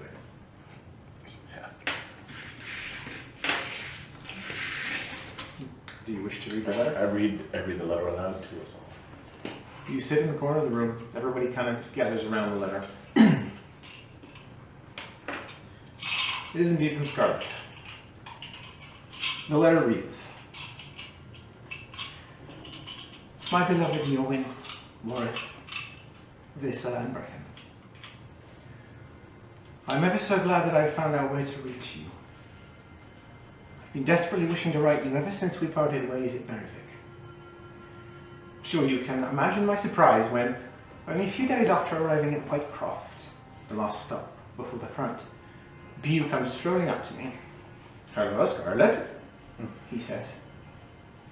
I'm sure you can hear his voice with just those words. I had the pleasure of meeting his sister, Ravel, and their two good friends, Vaughan and Rupar. We shared a meal and laughter, and forgot about the war. But sadly the mirth could not continue, and come the morning, we set out west. After Oslikov captured the twins, they charged like wildfire all up the coast, from the Caranthi moorlands to the mouth of the river Bergenar. Their forces were unlike anything we could have been prepared for. It was as if the fell hand of Azerevich himself reached out and crushed us. They took the towns, the countryside, the castles, took everything from us. They pushed our forces further in, further back. Weeks-long, desperate, bloody push inland, with their sights set on the capital, Blackrock. Bu and I, and his noble friends, lived through the heart of this nightmare. And we lost every battle we fought. We have suffered through nights colder than you can believe, huddling in towers broken or ruins. We and hundreds of young, frightened people, called from all across Caswin and thrown into the jaws that thrashed us. We spent days covered in mud, others in the blood of ally and enemy alike, others in frost that left us numb for days after. Those battles ended up being nothing more than a slow retreat, and the hunger, the thirst, the sorrow nearly ended us all. I am thankful that Bu is here. Without him, I shudder to think how much darker some of our days may have been. He alone has saved me, his sister, Vaughan and Rupar more than a few times. My heart weighs so heavy over the events of these past weeks. I shudder at night knowing that this war is changing me. But how could it not? I have seen the farms and fields and villages of the West burn, the smoke from their unholy pyres smearing the sky for days. I have seen children forced to charge headlong into pitched battle where they never stood a chance. And I saw them die to cavalry charge to the end of a pike, a burning arrow arcing across the heavens, beautiful until the moment it pierces the heart of that innocent woman. She who only wishes she was home safe on the other side of Caswin. And me, I will not pretend that I am blameless. Before this, I've slain monsters, delved into dungeons, faced the wrath of mercenaries and spies, but no beastly fang has ever driven such terror into my heart as does the sight of that Oslikovian line. Those black horses, the gold and white banners whipping in the wind, the gilded tips of their spears, the horns, the cries and their harsh tongue. I rush toward them, but I am not brave. I am afraid. And fear like that can make you lose sense of who you thought you were. The image of self that anchors you to your own mind. When that chain is cut, there is only survival left. I have done things I never would have believed I was capable of. My hands are dyed forever red, my fingers dripping with regret. Whether I have killed justly or unjustly, with glory or dishonour, the blood is all the same colour in the end. I can only hope to forget all of it someday. We have managed at last to hold them at the tributaries of the Bergenau. I am writing you from the relative safety of Valgard Castle, the strongest location in this river-crossed country they call the Orlands. Several infantry and cavalry companies from the east arrived to strengthen our ranks at the forts here, and 2 platoons of Garloglach soldiers from the capital. But I feel that the arrival of Fionn Byrne herself has been the greatest bolster to our position here. She, daughter of the Jarl of Blackrock, the appointed High Thane of Caswinic martial forces, she's less a woman and more a monolith, a mountain. She's a figure of such intensity, of such singular focus and drive that though her methods are reprehensible, I find myself relieved that she is here. Somehow she seems to easily win over even those whose lives she has uprooted personally. I see the eyes of the young ones who watch her speak, watch her hold high her sword and show them how to shout the Kazrinic war cries. She enthralls them, and I'm torn inside as to how she feel about that. I know I am not beholden to this war. John gave me no assignment but to keep eyes on the situation. But I am beholden to my fellow Red Bane member and to his party. and now I have willingly given myself to the conflict. Yesterday, Fionn Burner named me War Chief of the Tasseled Skull. Bew was named as my Jomsdranger. I must see this through to its end. As I write this, I sit at a desk, looking out over a hillside, draped with a high palisade wall set with towers where hundreds of archers watch the horizon for our enemy. It is night time, and their torches twinkle in the darkness. The wind is not so cold tonight, my bones not so brittle feeling. My belly is full of good meat and bitter mead. Bew is sleeping upon a straw mat just behind me, and Ravel beside him. It is more peace than we have had in a very long time. I will not fool myself, though. This small respite too will pass, and the war will reach us again. I hope beyond hope that we are strong enough to last through it, maybe even win it. I pray that this letter finds you well, and that you remain dauntless in the face of your grand quest, and whatever hardships it may throw to you. Though you are nearly on the other side of the world, I believe that our paths will lead us back to each other once more, to a place of real peace, where we will feast and laugh and where our hearts will not trouble us about the next day. Whether that will be in this mortal world or in the great halls beyond the final mountain, I cannot say. But even if I were to fall this very night to the swift blade of the west, it would not be the end. So fear no darkness, my bold friends, and I will see you soon. Undying love, Scarlet Ashford of the Red-Bellied Adventurers Guild, War Chief of the Tasseled Skull.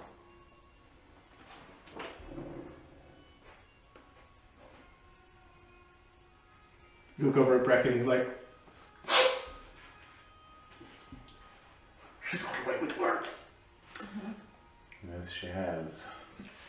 How dare she make me feel things? It doesn't sound like they're doing too good. Can I figure out how long, or can I guess how long it took for this letter to get here? well, so Bew left you on the 15th of Vanar, I think, and it's probably taken a good bit 3 weeks.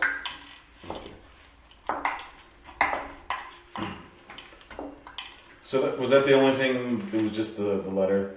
Just the letter. Okay. Just an envelope. What I suppose I shall use sending. Oh. I will message Scarlet. Alright, you send to Scarlet. What do you say?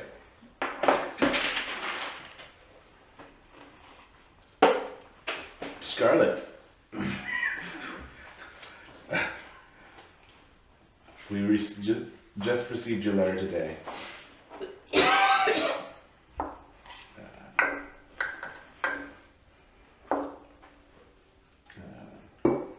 Are you all well?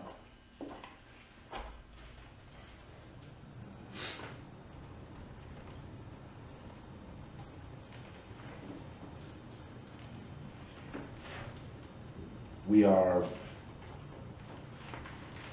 well. How are you? We're all fine here. How are you? How are you? How are you?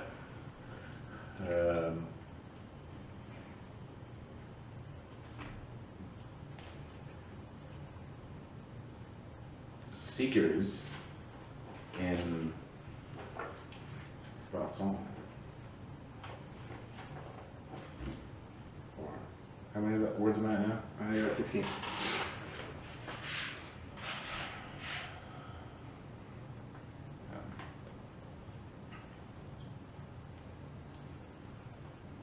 So I have 6 left. No, I have 10 left. 11. 9. 9. 9. I should have paused. We are hidden from Backwards.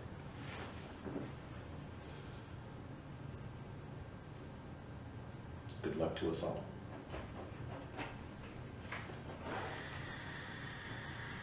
You hear back in a couple of minutes. Wareth. We are alive.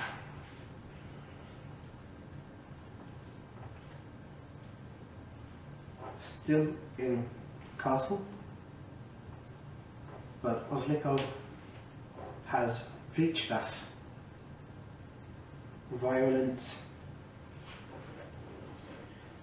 trench warfare in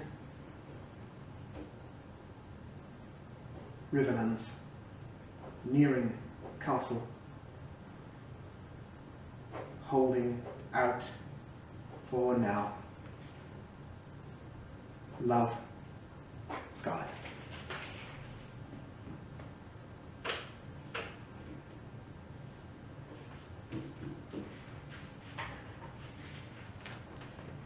I relay her message to them. So they still live. It sounds like it's getting nasty in the Riverlands, though. It does. So they haven't taken more territory in the west, but they're sort of at an impasse. What'll happen if they take Black Rock? I imagine the rest of Kazan will follow rather quickly. Yes. Very, very quickly.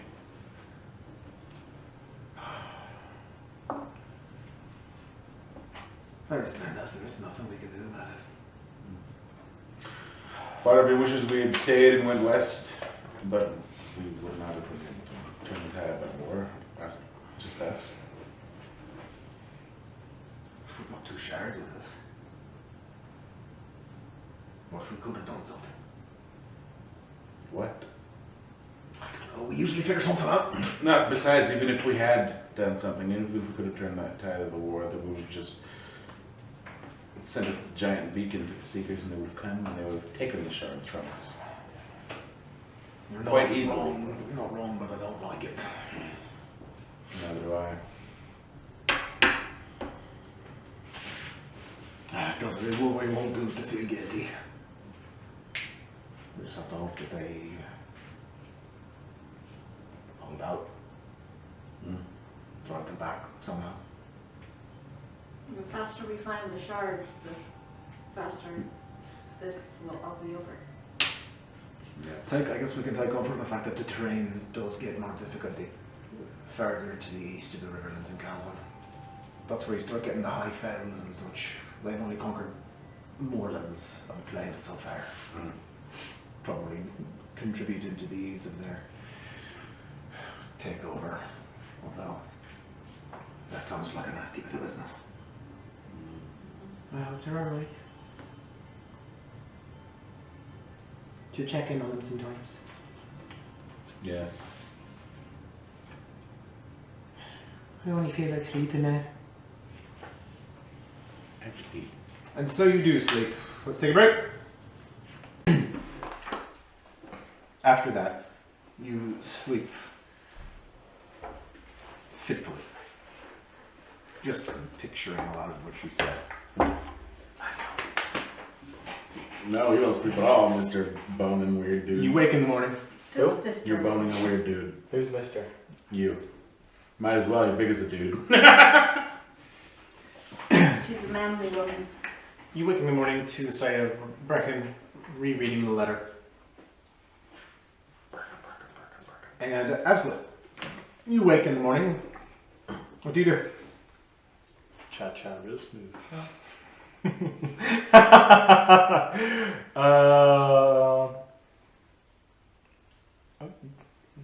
Don't like make haste or anything like that.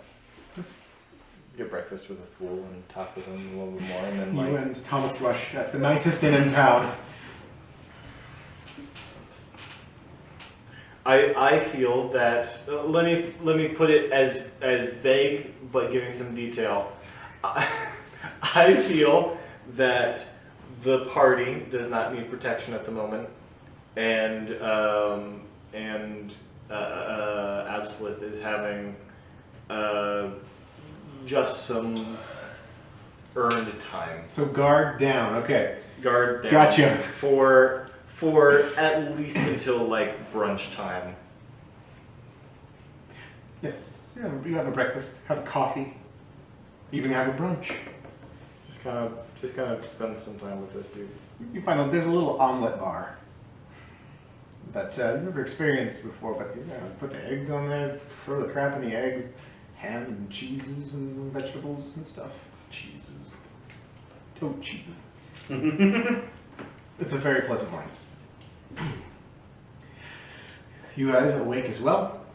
Absolutely still not back. But you all eventually come to consciousness there. As I said, Brecken rereading a letter. What do you do?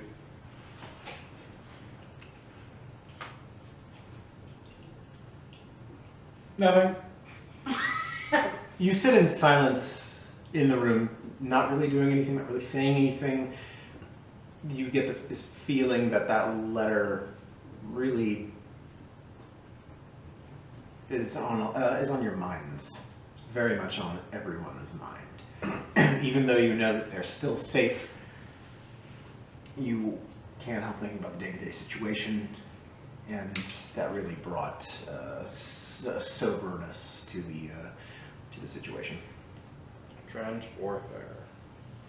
Sounds like a good time. Eventually, you hear a knock on the door, and walks Absolute. Well, Where were you? Well, then I just spent some time. Okay. What's up? What are you giving that a look for, Lisa? No reason. You are- Scarlet sent us a letter. You don't know Scarlet. Hello, Scarlet. We've talked about her before. You do not know her, but we've talked about her, I'm sure. Bah, maybe. We have been together. Who is Scarlet and why are you all looking? Scarlet is our guild member as well. We spent quite a bit of time with her in the early days. Oh, bah. She's who when Bew left, he went and joined up with her at the front of the war. Bew is, Your predecessor, the phone monk party member. from Kazuvin. From Kazuvin, right. I'm getting it back now. He left to go to the front when his family was called to war. Okay, done. Well, we got a letter from her. And you got a letter from Scarlet. Okay, go. the war is going very poorly. I was about to make a guess. Guess as far as I would put it would be the Oslakovians are a disgusting force of nature that is conquering and rampaging and is tough to stop them. Yes, basically that's the gist How of it. far is the castles that they were at from Blackrock? Oh yeah, the thing. So, the lands she described, they took, this is the River Bergenar, and its tributaries flow all the way down here. They took all of this territory, and the Bergenar, the tributaries are right about a line right there, basically. And east of that, the higher hills and fills begin, and in the middle of those is Black Rock. So they've taken over the easier part of the territory. Now they're kind of holding them at the gateway to the rugged lands as they try desperately to break through into the east. That is bad news. It is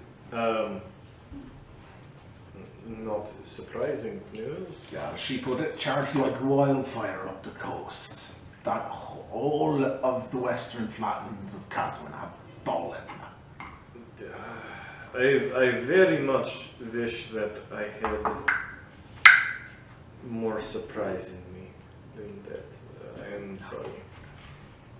No, I share your sentiment. They're driven and they're strong and they've got power at their backs. Those Lakovians are they are something else. Especially with offshore bases at both of the twins. I am not even remotely capable of talking about their up-to-date war strategies or their power. I can just say what I have seen firsthand, and it is Kazun General is in for a kill at a time. How much of the land has to fall before we do something about it? Do what? I don't know. We talked about this last night, but I can't stop thinking about it. Brecken, what are you suggesting? I'm not suggesting anything. I'm just wildly gesticulating with my frustration. I've got nothing to suggest. He's right. I don't have any ideas. I just feel like I want to do something. But all I'm really good for is reading books. You don't need books on war strategy or how to disappear an entire country from entire army? Well, yeah, disappearing an entire country is what is trying to be done, because when we are Ozlukov, I cannot tell you how to properly describe Ozlukov from what they want. Best thing is to say, convince in some way that they do not actually want this, but they've got it in their hearts. They are stubborn people, you know me. We are stubborn people. We need to convince Wolfguard to take some sort of action. We know the king, but as we learned before, all they're doing is shoring up their borders. Having met him once doesn't mean we have any sort of sway with him. I know. Unless you were to hear a whisper in his ear. Attack. I don't think that would work. Possible. Tempting, though. Yes, it is. Hasn't it?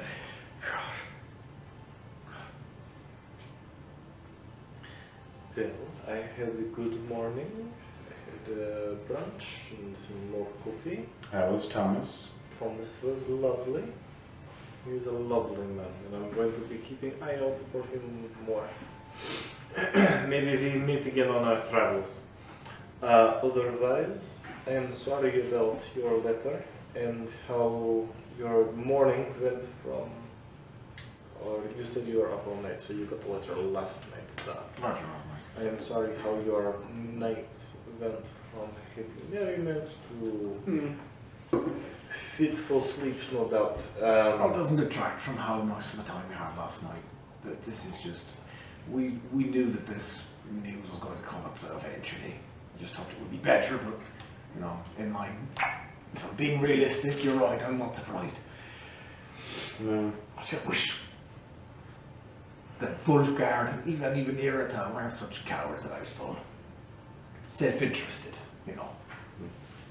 blocking their own borders, but won't do nothing to help anyone else. And SR, all of them. Yes. Well, is today a day of commiserating and feeling sorry for ourselves, or Perhaps we should do something. No. We need to figure out What our are next our step next? is. Jigs, blimey ale. Yeah, what's the next? What are we doing? What's our move? I haven't the slightest idea. Neither do I. No. Direct us. We're all too upset about politics. Maybe the gods will just make something fall into our laps. A knock at your door. You're just sitting there. We could see That's a if cool pattern. The bottom? Mm-hmm. Yeah, buddy. It's all tiny and intricate. could find out if they It's my favorite. learned anything else about the fires. The No. Scholars Guild and the, Good. After Or the game, I'll college? get technical with you. if there was anything in particular they found. Aye. We could even, assuming I'm not repeating what she just said. We could talk to that guy we met at the party last night who was the head of the guards. What do you actually think is up with Fabrizio. Fabrizio. name was, yeah, it was Fabrizio. And he was the captain of the guard, chief of the guard. That's what she said. I was feeling very good last night, and feeling better now. And still don't really worry about it, but what do you think exactly was up with Master of Coin and his whole thing that he tried to pull? It was kind of weird. I'm rather curious. I mean, he's simply just a weird man, but rather curious of what the exchange with the buffoon was as he left. Yeah, they looked at us. Do you think that it is something to be concerned of, or do you think maybe if you just forget that whole thing happened? And Well, what if we, let's think. What are all the things we noticed last night? What is all the information we gained from that? What did we gain information? What did we learn? Right, that wasn't just cool party. We were. No, we were there for a reason. We learned a few things, but you were in on some conversations. I wasn't, and vice versa. The king is ill or something. The king is ill. There, thing one. Thing two. The guy that but no, I was not privy to that conversation, so I cannot say. Which one? Tristan is a douchebag. Yeah, Tristan's terrible. And probably even more powerful than we thought he was. Like liaison dude, not liaison. The ambassador. Ambassador. Yeah. The ambassador acted He weird. was nervous. He could just not like parties. Could be too. I think there was something more. But put it on the list. Whether it was important or not is anyone's guess. And the coin master. He was terrible. My master was a douche. And then he was talking to the jester guy before he left. No, Right. what was about? What they were looking at us when they were whispering and stuff. And He's a right to do Absolute that. has a new boyfriend. Yeah.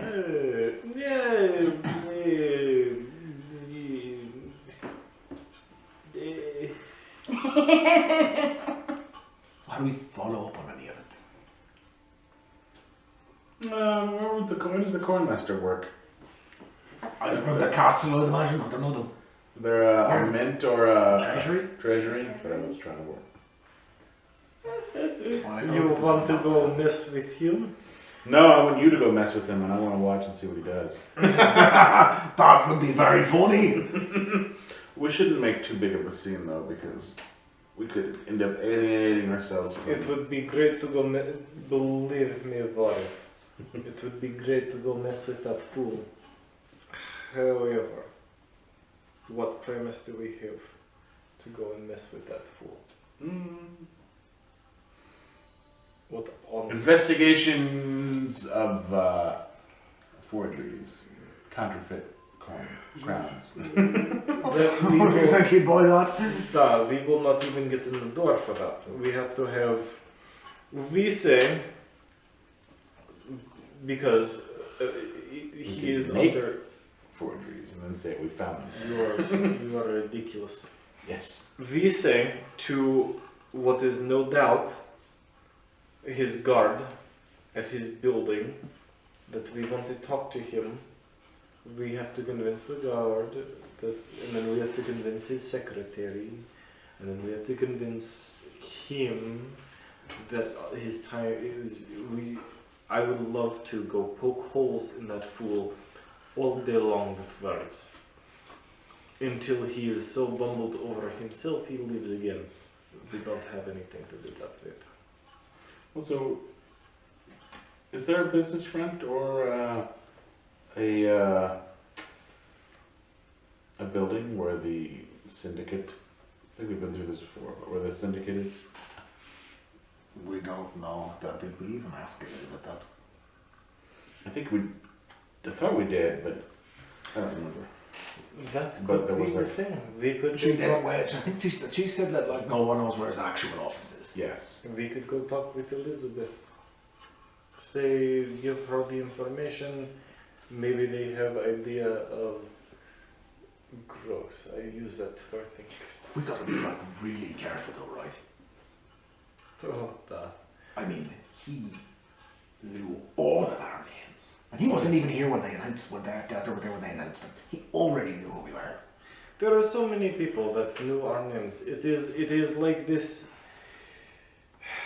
I don't even like. I don't even know. Maybe we've been the topic of conversation, but he seemed, it was weirder when he said it. Oh yeah, he knows who we are. Here's the super cool and fun thing. Since I got here, I have told no one my name. That is a good thing, definitely a good thing. And yet, somehow, He knows that we. everyone has known my name. That was his way of telling us he knows who we are, he knows we are associated with Elizabeth, and that he could get to her anytime he wanted. It is just I had no reason to tell anyone who and what my business was, who I was and what my business Did you introduce yourself to Melody? What's your name? Yeah, that's her. She had a pre-printed. Yeah, but before that, she got that from us. No. You know, she got the names, we introduced ourselves to her. Not this boy. Boy? Maybe I just assumed that you... I'm pretty sure we did. I could have sworn I said, when we first met, I'm Zabworth, and these are my associates, Absolute, Mirwin, and Reckon, and Vissa. I think it was that, but I never did. I never gave my full title as Livonia. I just wanted the invitations to look cool. It's okay, buddy.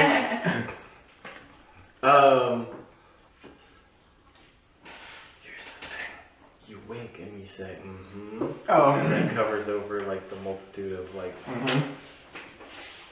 You're not done playing with this. I put this dice out for you to put those in. I know, but then stuff.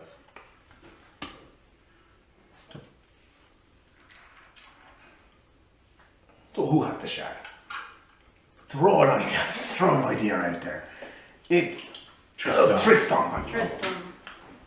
That is my guess. If there's anyone in this kingdom that we could, that seems shady enough, creepy enough, powerful enough, power hungry enough still, Yeah, he does check the boxes. and sleazy enough to be in league possibly with, or probably not, I feel like for it still.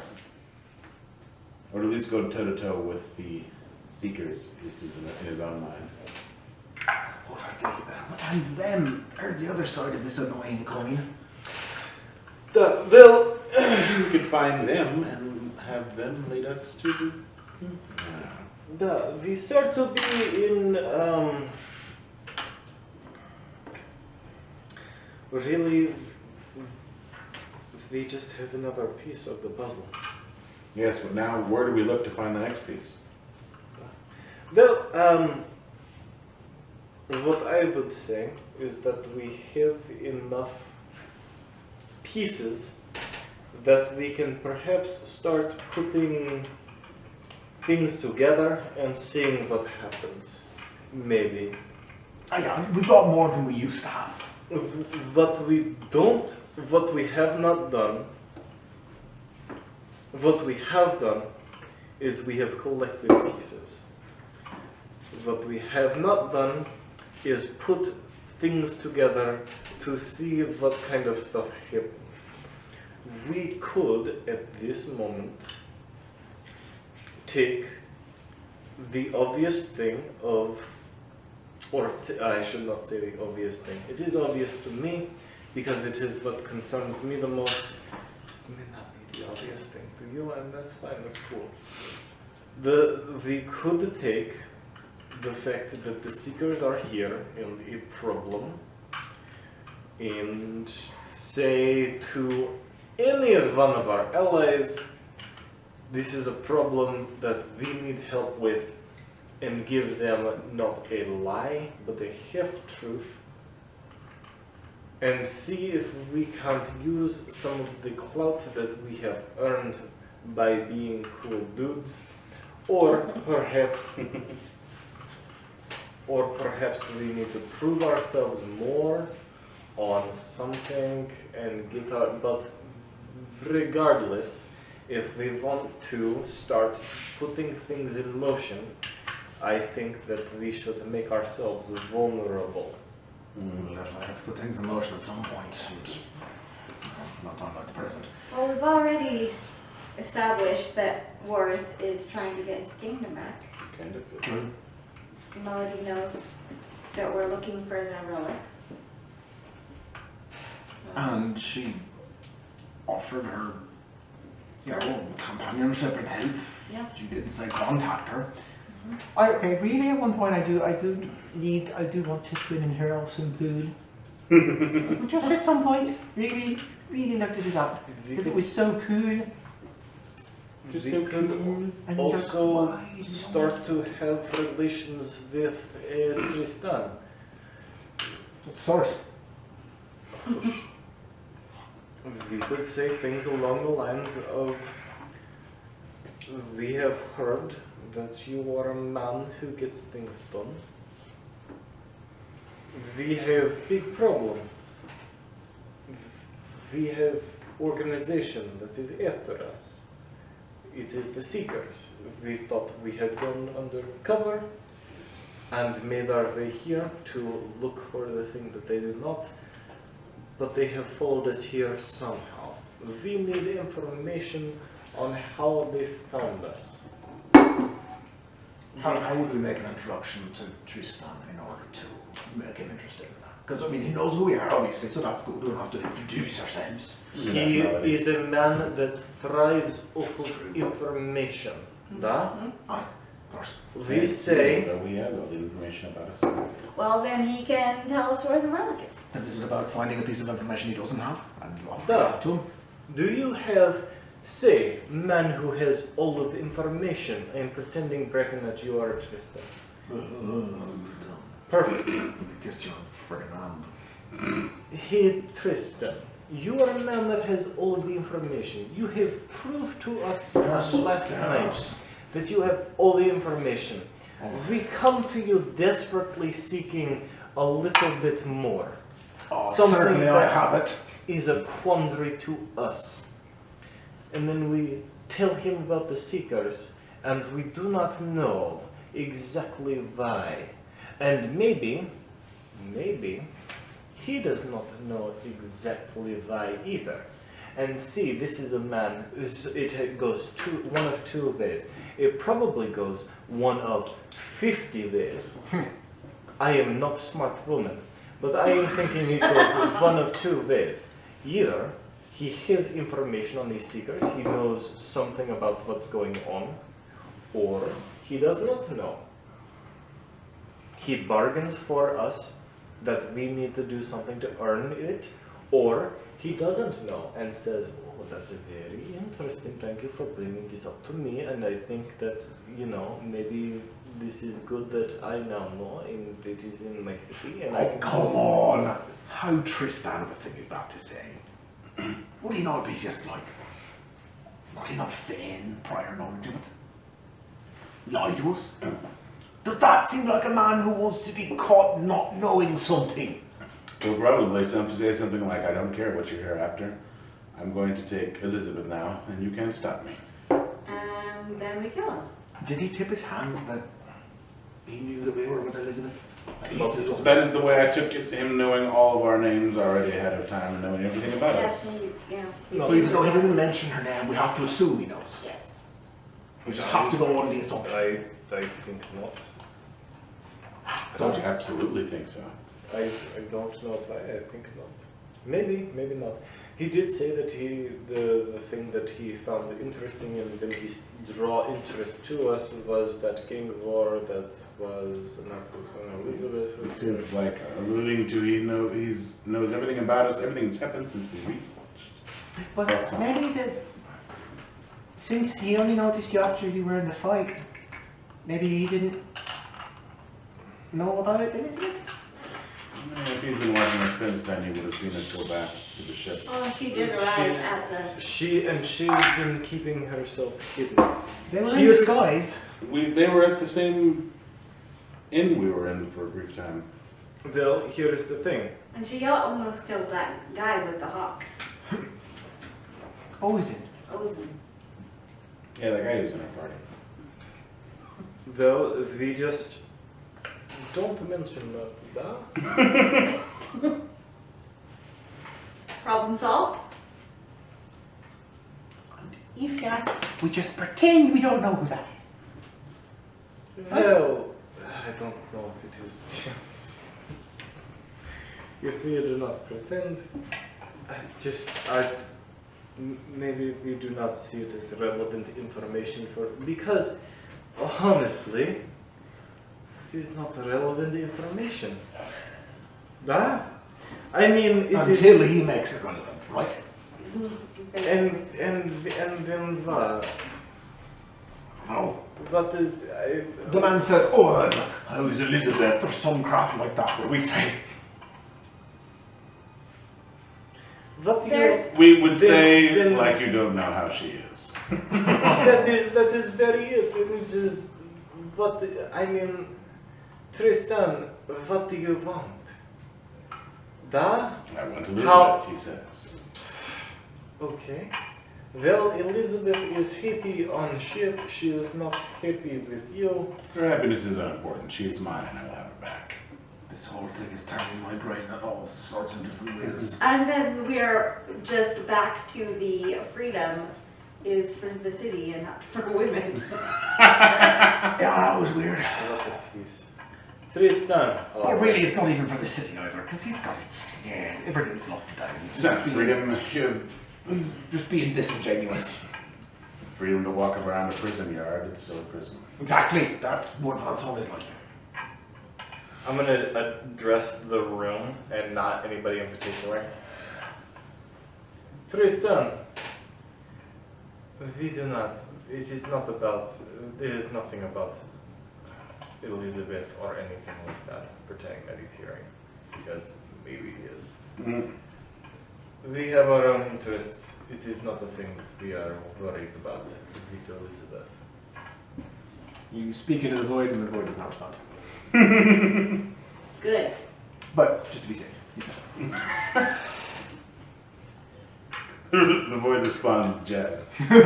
You scream into the void, and the void responds with jazz. Guys are weird. You, Yeah, that's weird. you sit and spend your morning up until 11:30 noon, just discussing, going back and forth, running around like this. Or so today, through the afternoon, what's the one thing we can do? I'm going to go to the guard and see if they have more information about the fires. That's a good start. I want to go to the library.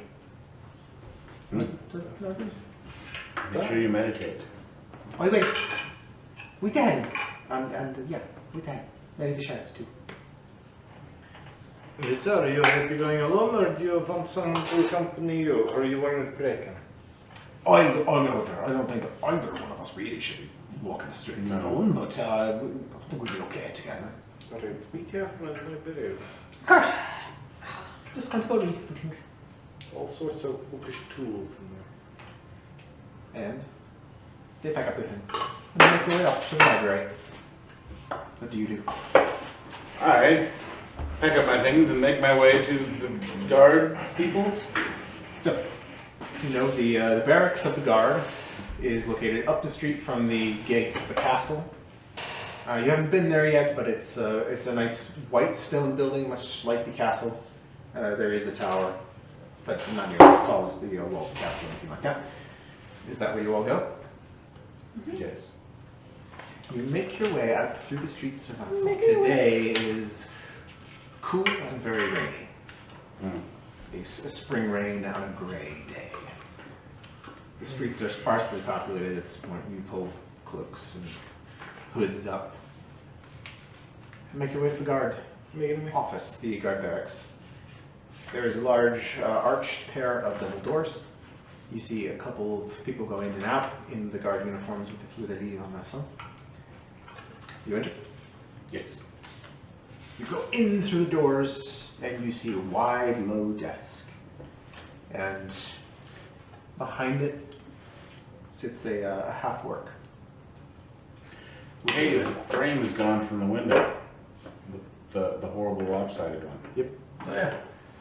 Yeah, like a ton of stuff has happened in the basement. A ton of stuff. In just kind of clerical clothes, record keepers. He's got a book out.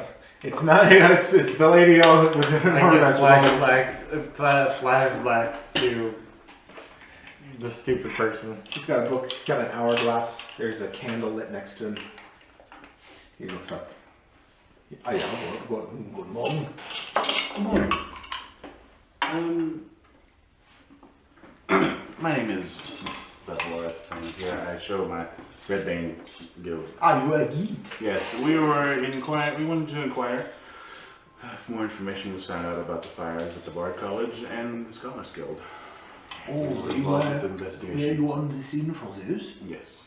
Let me go and ask the fellow who was in charge. Which one was that? Oh, give me just a I moment. believe it was Philippe.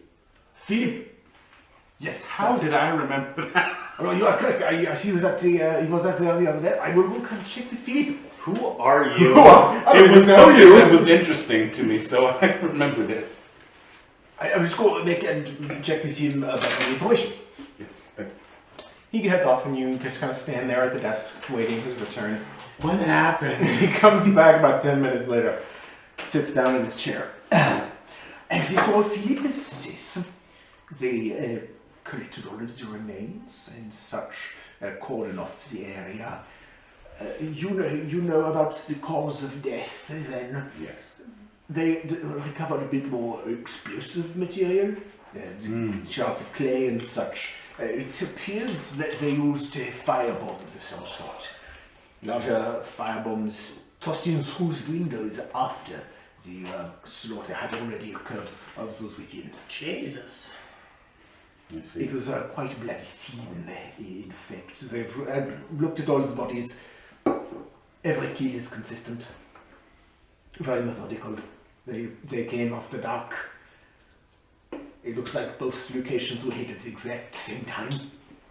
Any information on the explosives that were used? Something that specific that can be a type of firebomb used by certain people? Looked to be homemade. Not something. It was not a pot of alchemist's fire, No. so much as ingredients of alchemist's fire cobbled into something more deadly. In the roughly how many lives were lost? In the Scholars Guild, it seems as if a bit more than a dozen were killed, and there were more in the bad college, the law building, perhaps nearly 20 people. Poor Boruts. They just stormed the building, put everyone to the sword, burned the place down. That is really all the evidence that was left to find. They were both institutions of learning. That is the information that we've gathered, of course, but what the purpose of it was, we are still investigating. We believe that there is a group in this town that go by the name of the Seekers. They have been known to walk around in plain clothes. They usually wear white when they are underneath their banner. They are very powerful and ancient. Some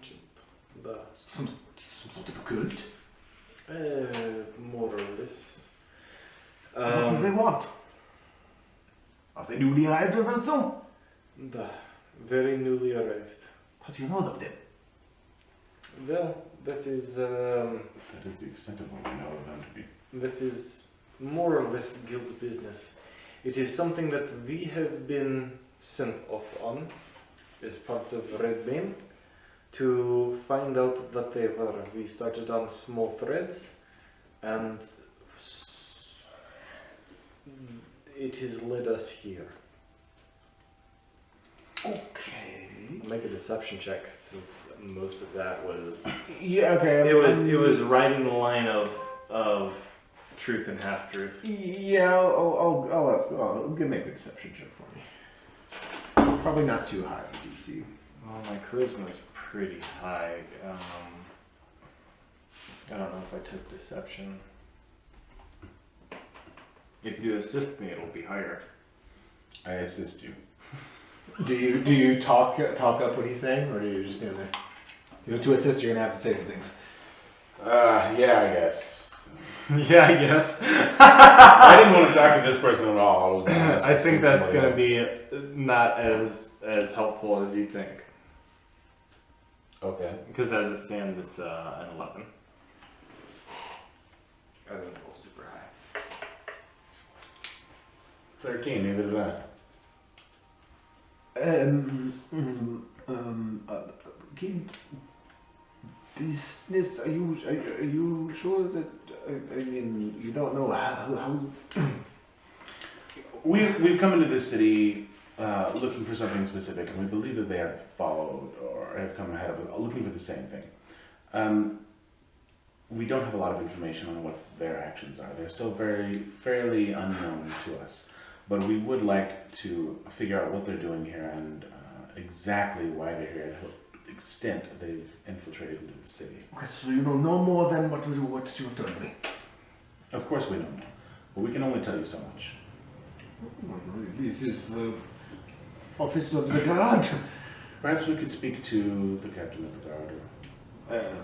Captain Vanicelli is very busy. Who did we meet last night? Captain Vanicelli, Oh, I thought it was. captain of the guard. I thought it was sometimes.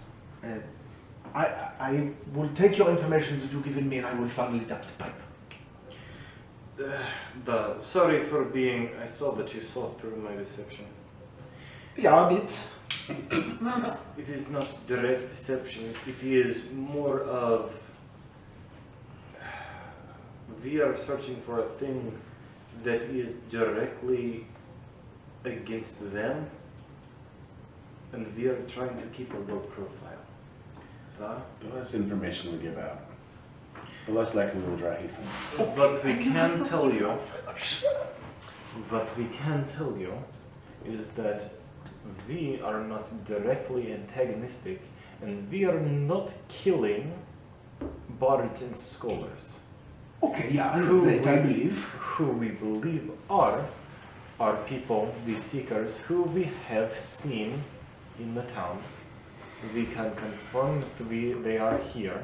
You're right. Okay, so this is definitely a real group that is dangerous. Oh, they are dangerous. Make a persuasion check.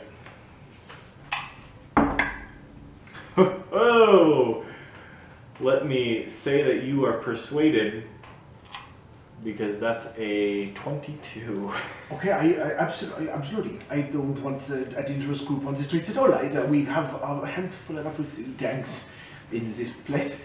They have not been quite so active in recent days, but I will follow this up the pipe as quickly as I can. I am very limited in what I can do. I'm only a clerk. I will talk to Philip, who is investigating on this, and I will try to get him to You're talk. only a clerk. Yeah, that's what I was like. Why are you telling him this? And I will try to get Philip to talk to Fabrizio when he is able to. Whoops, I thought you were a little bit higher up in the chain than that. But I My sit at the dude. desk and I keep logs. I'm so sorry for spooking the ever-loving heck out of you. I'm disturbed by your news. I don't have the strong arm to do very much about it other than running up the pipe.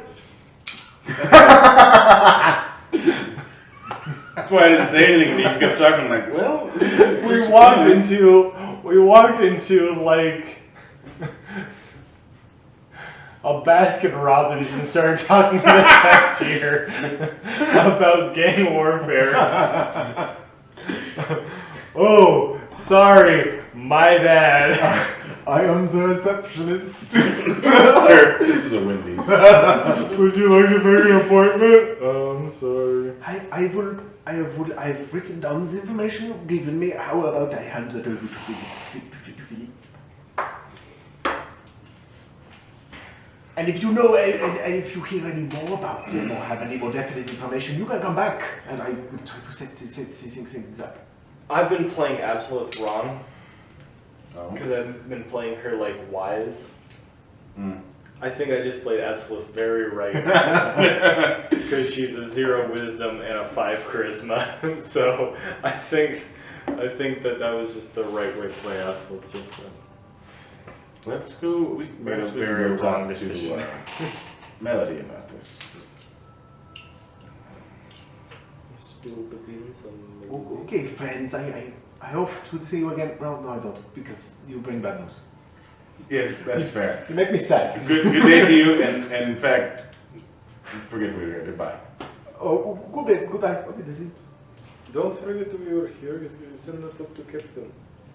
I really said that I would pass better your. if we go talk to Melody and then go down the chain of command. I would pass your information. Doesn't ultimate care move to go like to the wrong person? Yeah. How dare your entire company make this policy? What do you want me to do? So you exit the office of the guard of Ransom. It is raining a little harder now. What do you do? 1, 2, 3, 4, 5, 6, 7, 8, 9, 10. 11, 12. I have no freaking idea.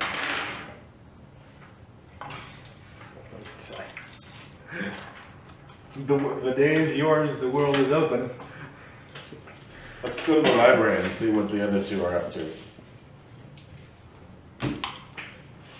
Alright, so do you head toward the library? Alright, back to the Metropolitan Library. You're absolutely soaked by the time you reach there, if you're going on foot especially.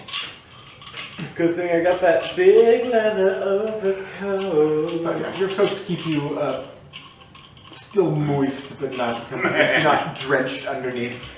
But you arrive back through the not a drop of moisture. through the large double doors of the Bibliothèque Métropolitaine.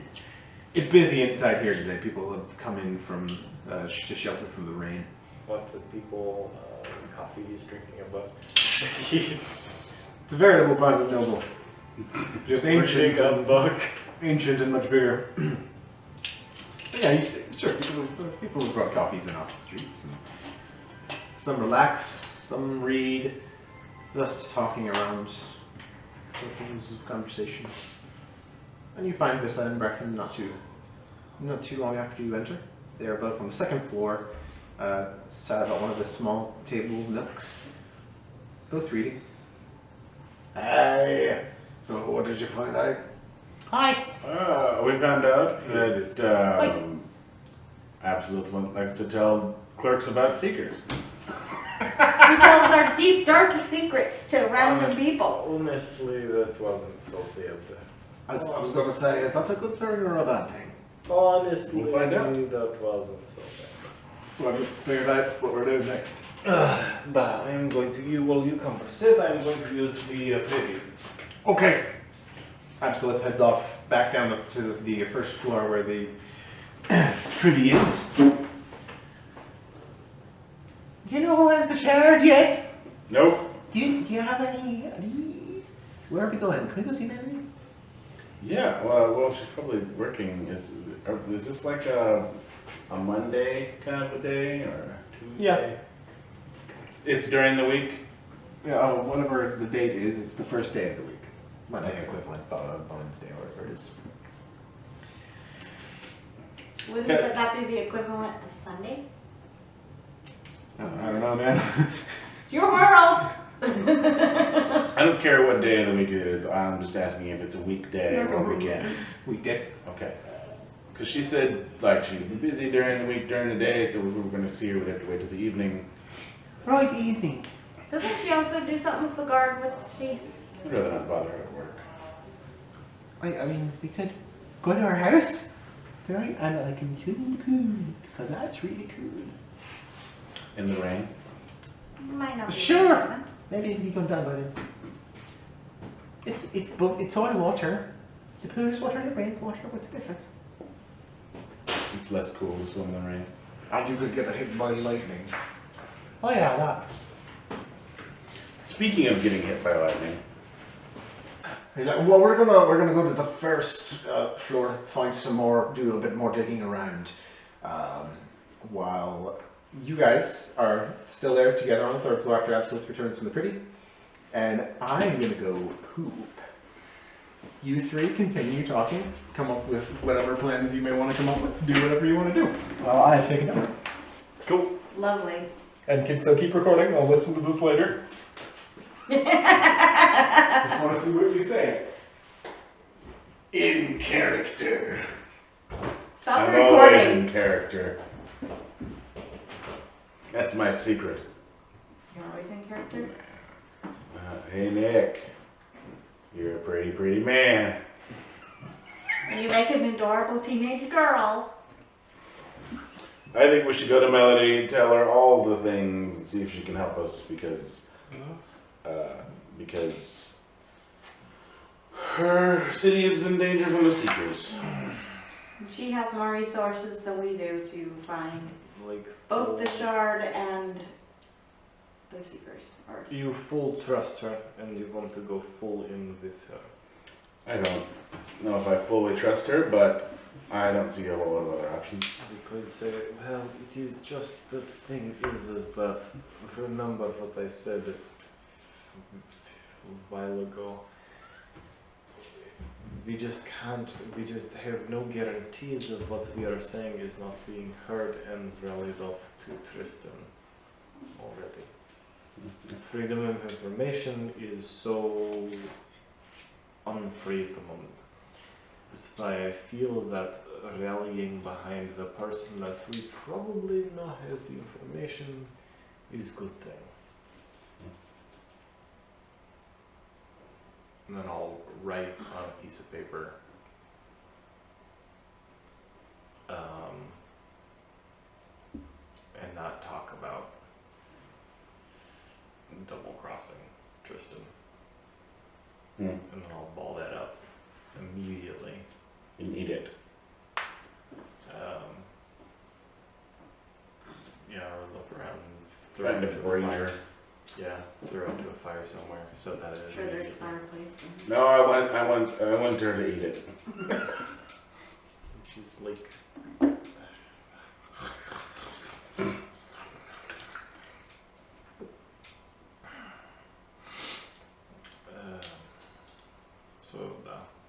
we could do that. It is just my paranoia coming up. Maybe Says the person who just told a clerk all about the Seekers. I feel that some sort of trust is perfectly acceptable. And talking about our obvious enemy to someone that we should be treating our allies is good.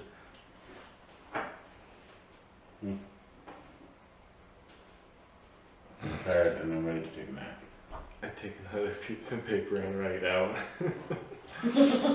But talking about what was I about to say? Like double crossing or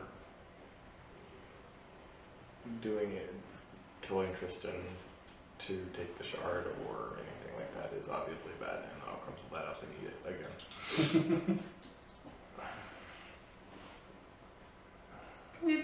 Isabel was here and she was going to say, oh, that's what a wonderful swim in the pool. Then you pool in the rain. And Brecken, I can't do Brecken. Oh, Brecken. Oh, Brecken. Oh, you think that's just what a wonderful thing to do. We'll go out to Melodies and it'll be wonderful. Party. I'm in Irish. Oh, you wouldn't say hot, he's Brecken. Oh, I can talk to you about, you can pause the recording and I can talk about 3D printing. Nick, We're pausing recording, you don't know. Yes. I wanted to talk about 3D printing, so I told him to pause. Okay. Continuing on, what did you discuss while I was gone? And pick up there. Well, you should have been here for it then. Yeah, I was expelling poop.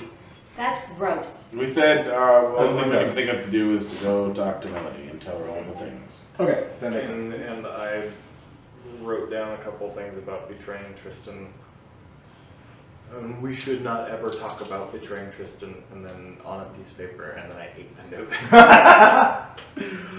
All right. If we talk with Tristan. Good to know. There you are, sat around this small table in a secluded corner of the library. What do you do next? It's by now mid-afternoon. You've done a few things today. Can we send a courier message to Melody? How do we do that?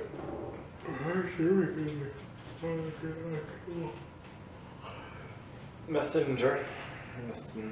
You see Breck and Vista make their way back up. A couple new books in hand. Other courier services? What do you want?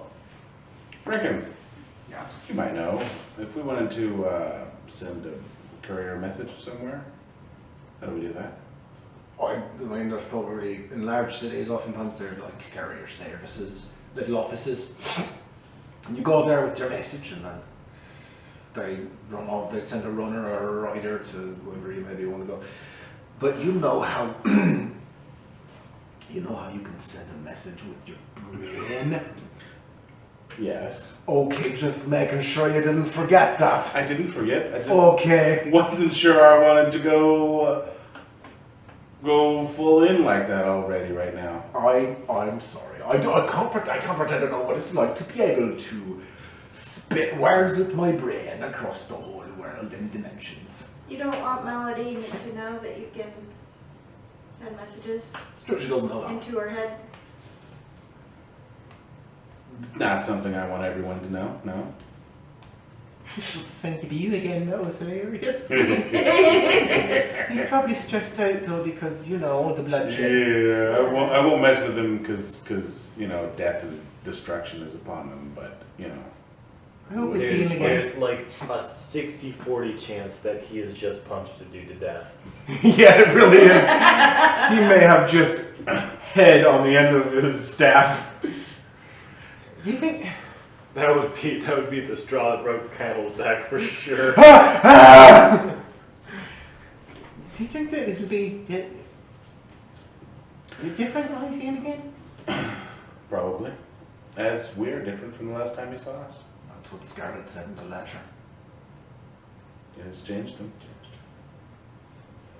I don't like the thought of that. That makes me feel upset. Mm. That's a sour taste. Don't worry, I'm sure at his core he's still worried that he's going to die on the road. Now it's like dying in a trench. Die in a broken fort. I'm sorry, Vissa. That's okay. Okay, fine. Since we're going to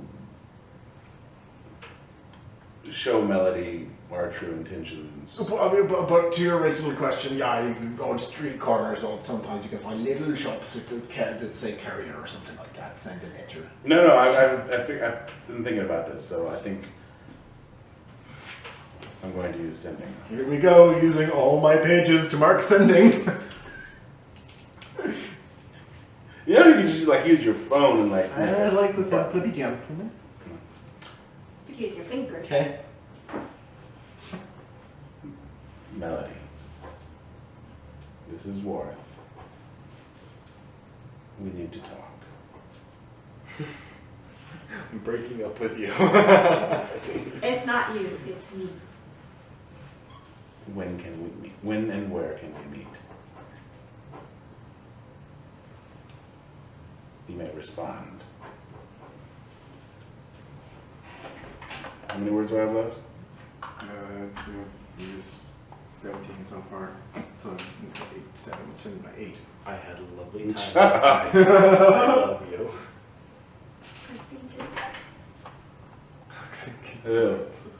Respond in 25 words or less. 2 words left. Baby girl. Hey girl! Hey girl, hey! Girl. You hear back in your head. Cutie pie. It's a good thing you told her 25 words, because she probably would have rattled on and then not gotten to the part that we needed. That's very true. In your head, you hear later, a couple of minutes. Oh, this is cool! What? How long have you been able to do this? Anyhow, tonight, come to my place. We will talk and do what?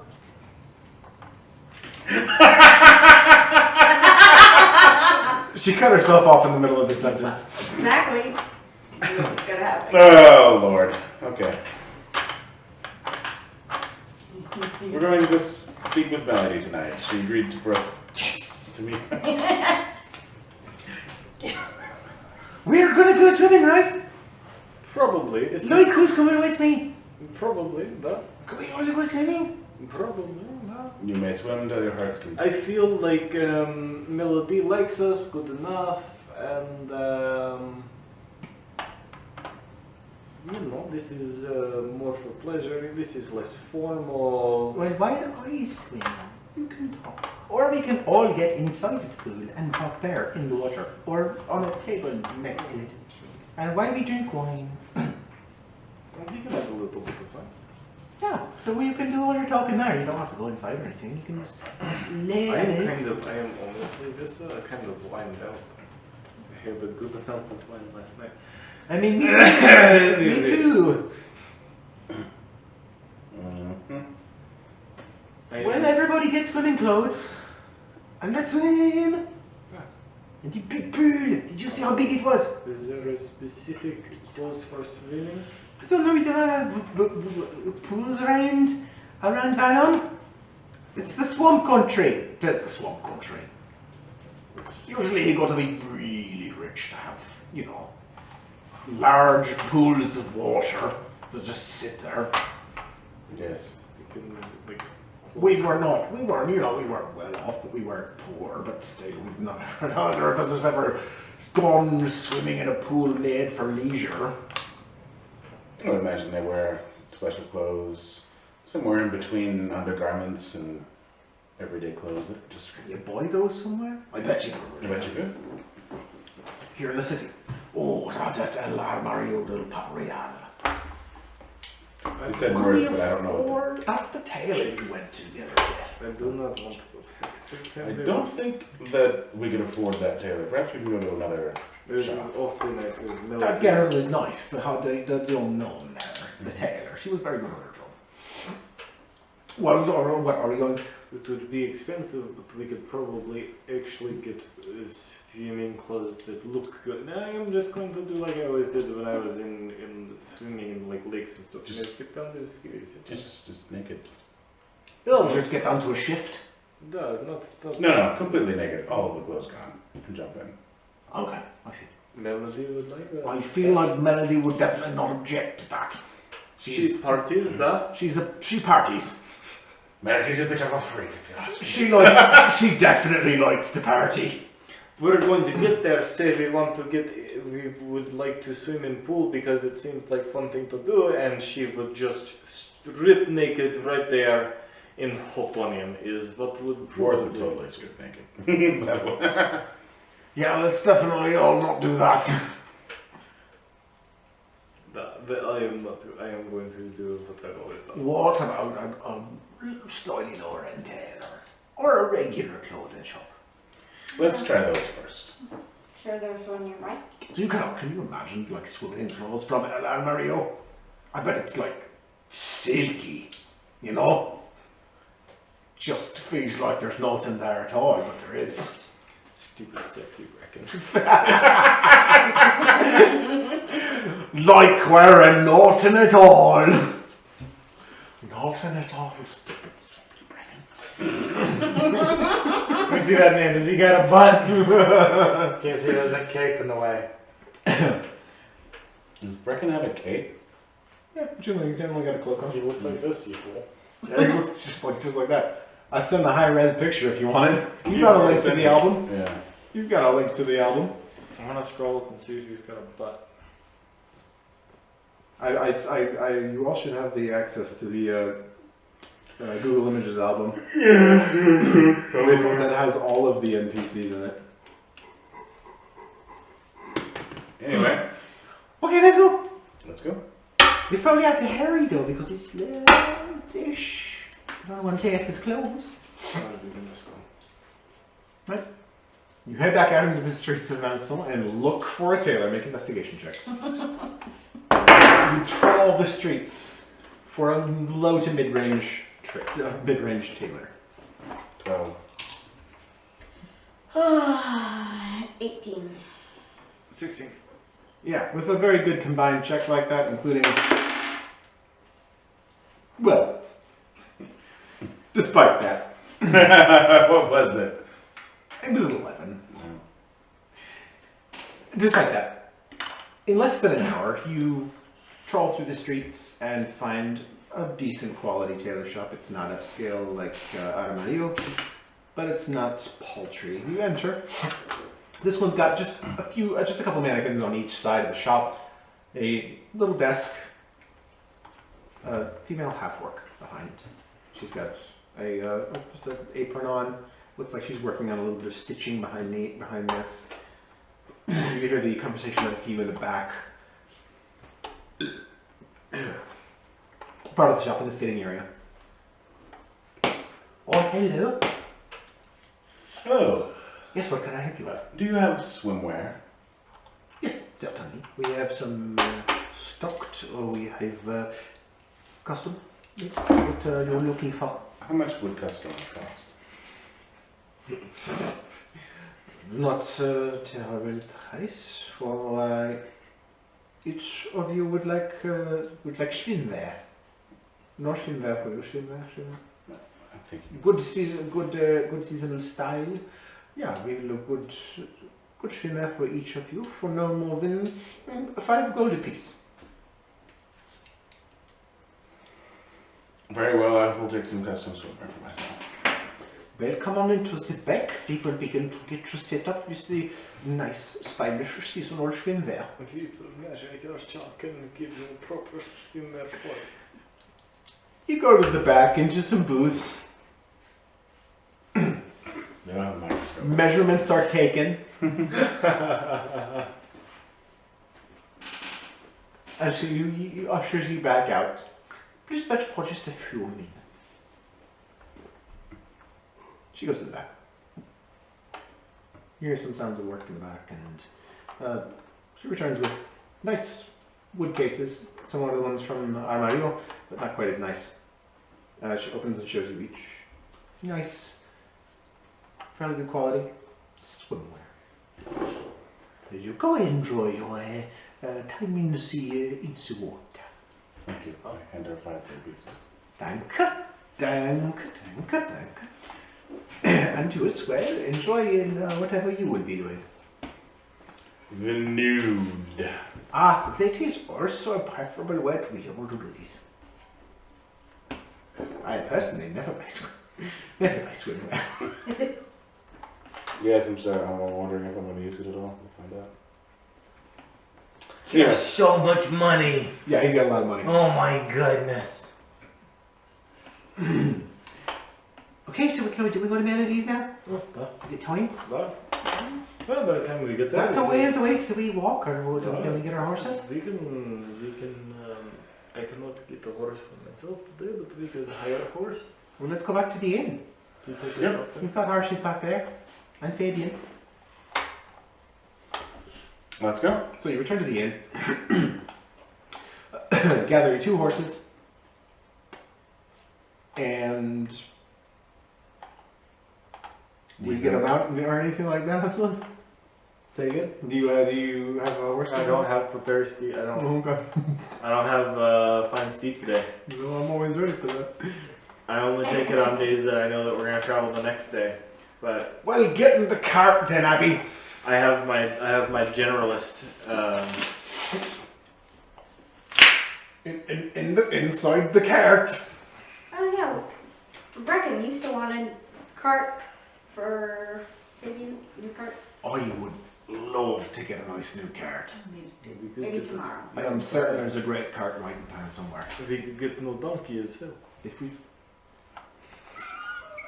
I'm sorry, Fabian. Pretend you didn't hear. Absolutely tried to name, what was that animal that you tried to name Fabian? Was it the pig? Did I try Or was it the Anyway, It's because okay. she said it sounded like a good name for an animal. It is because that's what Fabians is. I cannot remember if I did that or not, truthfully. Yeah, if we could find a cart right and just see what sort of the prices are or what kind of features they offer, that would be really good. If I could get one with like a sunroof. Maybe AM FM radio. I mean, this is not covered, we could get a covered one. You definitely need cruise control. One with a little bit more room. That junk in the trunk, if you know what I mean. This is a little bit cramped. I would like one with a bit more room. Would love one if it had like two donkey power, 2 Fabian power. Now, if there was 2 donkey, I could get another donkey. I'm not going to replace Fabian, though. Of course Absolutely not. Not that one is no face. He's a good boy.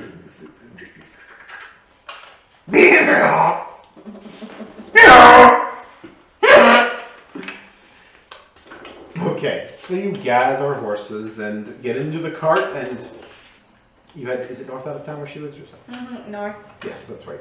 To our area was down. So you head north out of town as evening just begins to fall. The rain has dried up a couple of hours ago at this point by the time you got out of the library.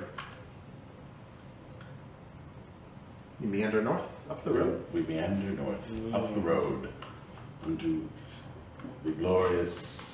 Arriving at the villa of Melody Brunet, who is definitely expecting you as Worth sent to her. And her valet is indeed waiting with an open gate. Good evening, the mistress awaits you. Please follow me. And you follow the human back to the borders of the swimming pool where she waits, reclining in the waters. Bonsoir! I'm so glad that you wanted to come back to me. Melody, we could not get enough of you. Oh, you flatter. So... She's reclining in the waters. Is she in swimwear? Yes, Okay. yes, definitely. Because you were like reclining in the swim or reclining in the water. I was waiting to hear completely nude. No, I not know that. completely nude. And then you went, "Bonsoir!" Even though it's in her house, she's not completely nude. Perhaps she was expecting you. Well, she wasn't. She She definitely was expecting you, so she probably thought, hey, maybe I shouldn't, To the foreigners. free tit it. Who are we to judge her on her own? Then in the room. Anyway. So come on, dismount. Let us have evening. Let us talk and whatever. So how was your day? Unproductive. So what have you been about? What did you after last night? So how are things? What is your thoughts centering around? What can we talk about? Yes, we do need to discuss a few things. Yes, let us do that. Let us do that. Come in the door. I prefer to have a meeting in here. Of course, why not? Take off the jacket. Spend 10 minutes taking off the plate mail. I go change somewhere private. Chain mail. You change somewhere private, so you recommend this on your own, I assume. Absolute is just armor. Chainmail. She's I'm watching gonna- you just doff all of this plate and this mail and these helmet, these gauntlets and stuff. You are really well protected at times. And the sword is coming in the water with me too. Is it really? That's good. It is such a big sword. Oh, you're so happy. What is it called? Do you ever call it The thing? sword is Mazarin Look. Mazarin Look. Shield of the Lake. Oh, that's so cool. The shield is a standard issue from my order, and they're all relatively built the same and given the same name. This one was granted to me. That is really cool. I like it. It's so pretty. They're both so pretty. And so is the armor. Oh. The armor is not my orders. Unfortunately, it was lost in the attack. But Oh, I'm so sorry. it is fine. Anyhow, get in. I have been sitting around table all How deep day. is the pool? Deep enough to dive in? Charlemagne deepen. Okay. Deepen you can dive in.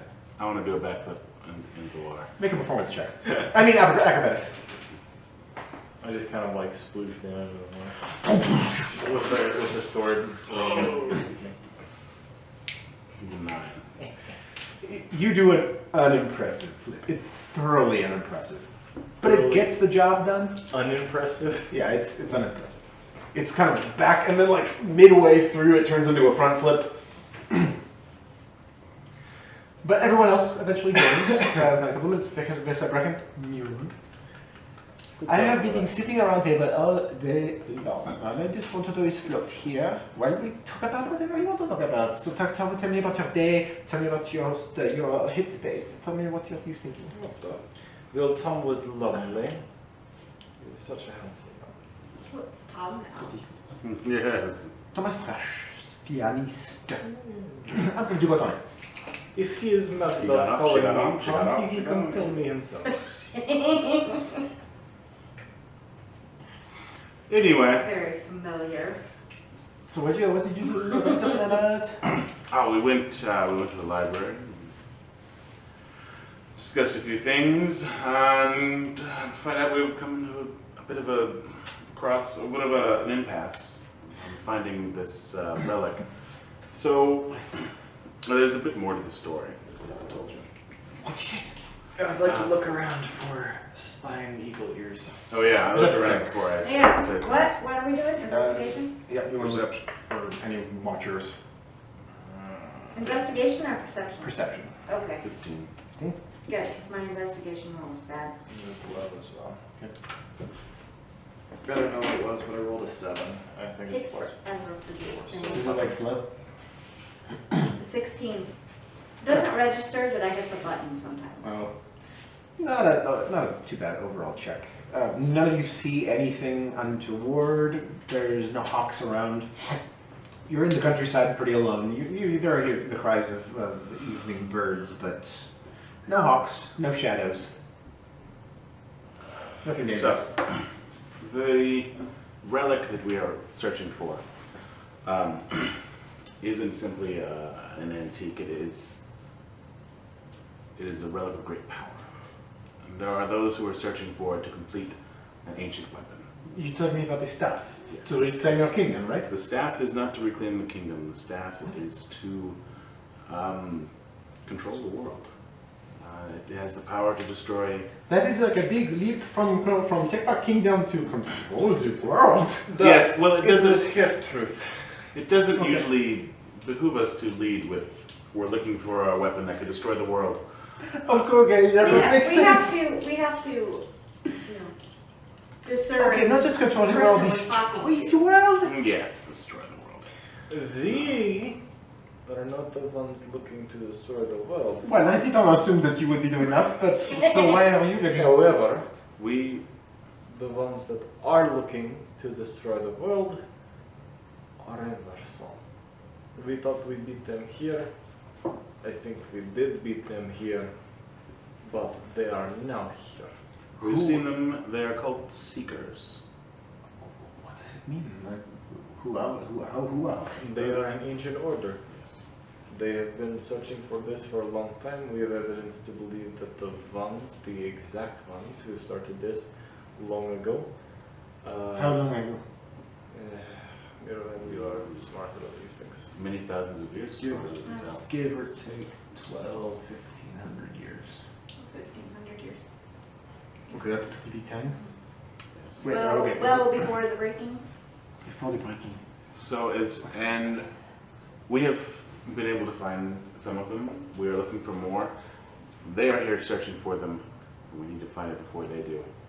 We also believe that they were behind the fires at the Scholars Guild. God, and I our spent most college. of my day today just talking about that, doing paperwork about that, all over my desk today. Okay, I'm not currently wrapping my mind around this. There is a cult of seekers. They want these relics, and so do you. And they want to use them to make the weapon to destroy the world, and you want to use it to make the weapon to save the world from them, or stop them. We went to find the weapon to destroy it so they can never destroy the world. This has nothing to do with Adminak. No. I am Fair enough. from Athmendic. I am a deposed prince. That was true. Sure. But this has nothing to do with that. Okay, oh, this is a lot of information. Yes.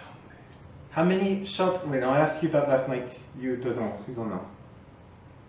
I think we believe there are 5. 5 of them? How many are known? 2, 3. Do you have any of them? Like on? We like, have some of possess? them. Да. Do the other ones have any of them? We don't know. That could be bad. If they had like them and they are here, why would they burn down the 2 buildings? Because those 2 buildings were the ones that had knowledge of the shards, and the other one was lore. The Scholars Guild, there was small information about where the other 2 shards were. These people are completely ruthless and without mercy. We first met Vissa because she was running from them. Yeah, They destroyed her entire village. they hunted me down across half the continent. I'm so sorry, little one. I spent hours today wondering why 2 institutions of learning and law would be burned down at the exact same time. And now you bring me the information, and that makes sense. That is what we believe very strongly. That. It would make sense, very true, for sure. So these ones are in the town. They are looking for the same thing that we are looking for. And on top of that, we know for certain that the 3rd shard is of royalty, higher echelons of the town. Here? We know it was in Vasson at least 25, less than 25 years ago. And we believe Tristan has it. It's possible Tristan has it. What we know for sure is the last person who was inquiring about it was attacked and assassins sent, and some of them at least had royal seal on the orders. How long ago was that? A few years ago, 10 years? It was 10 years since Francisco fled. That's all. Wow. That is why we're looking for. I mean, he has been around for longer than that. He's been ruling for, I think, he's been in charge of the syndicate for 14 years now, I think it was. He's certainly had the power for that long. It is. But I mean, We suspect Tristan because he's the only one we've met with means and motive and the personality type to go after that sort of power. there is not anything that I would put past Tristan. Nothing. He's also trying to kill one of the shipmates on the crew of the ship that we've we don't come know with that. us. We don't know that absolutely for sure. We know that more for sure than we know he has the shard. Other than you. He's trying to kill someone other than you on your ship? Her name's Elizabeth. This we are not using other information. Well, okay, so what does that have to do with Arthurite? Nothing, really. You are coincidentally having a beef with him while also coincidentally having a different beef with him? The beef we have with him is that he's, That's pretty coincidental. after this crewmate of ours, we suspect that if anyone, of all the people we've met, he's the most likely to be in control of the shard or know anything about it.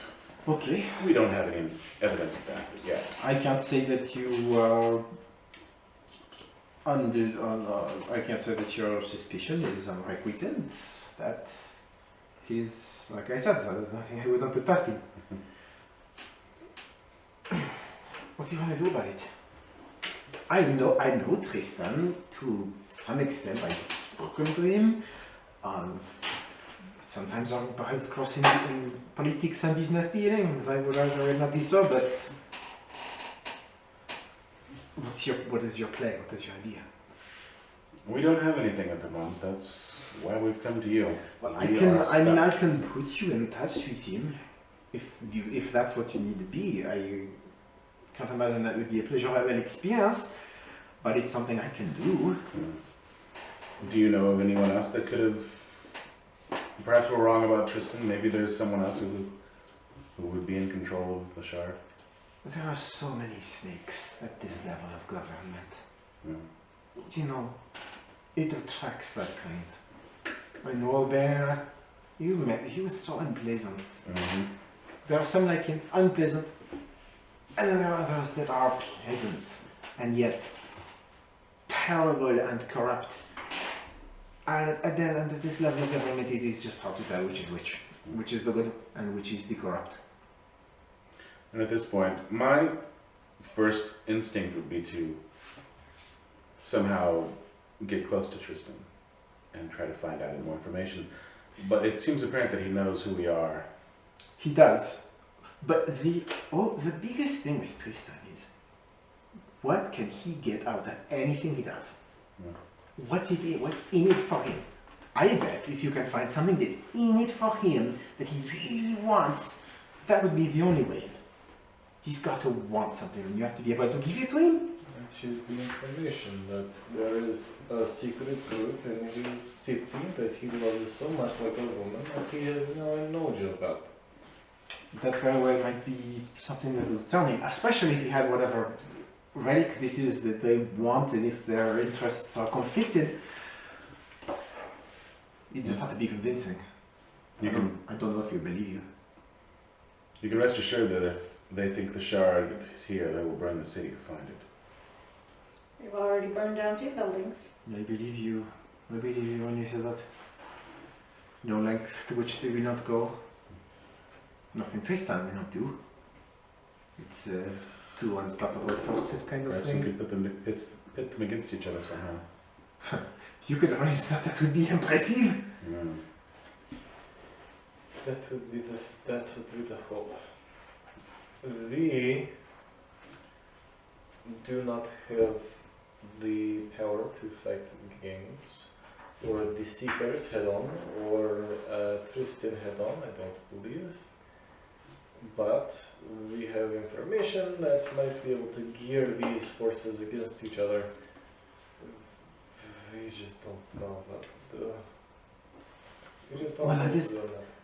Just tell me what you need from me when you know, and I can do my best to give it to you. If you figure out how you want to pit them against each other, I will use my resources to help you figure it out and accomplish it. Yeah. And if you don't know right now, that is okay. We can simply talk and have drinks and swim a bit. Vissa won't argue with you. No, it's already not. This is having a blast. Not really She's paying already- attention. Yeah, to she's already been swimming. She's been talking about coming to the pool here all day. It is like really fun, you know. Like it's cool. I haven't been in a pool since I was in Edmond, since I was home. Only ever in the lake. You are from the shield of the lake. You had a physical lake, and I suppose I could assume that. What was he like? It is always cold.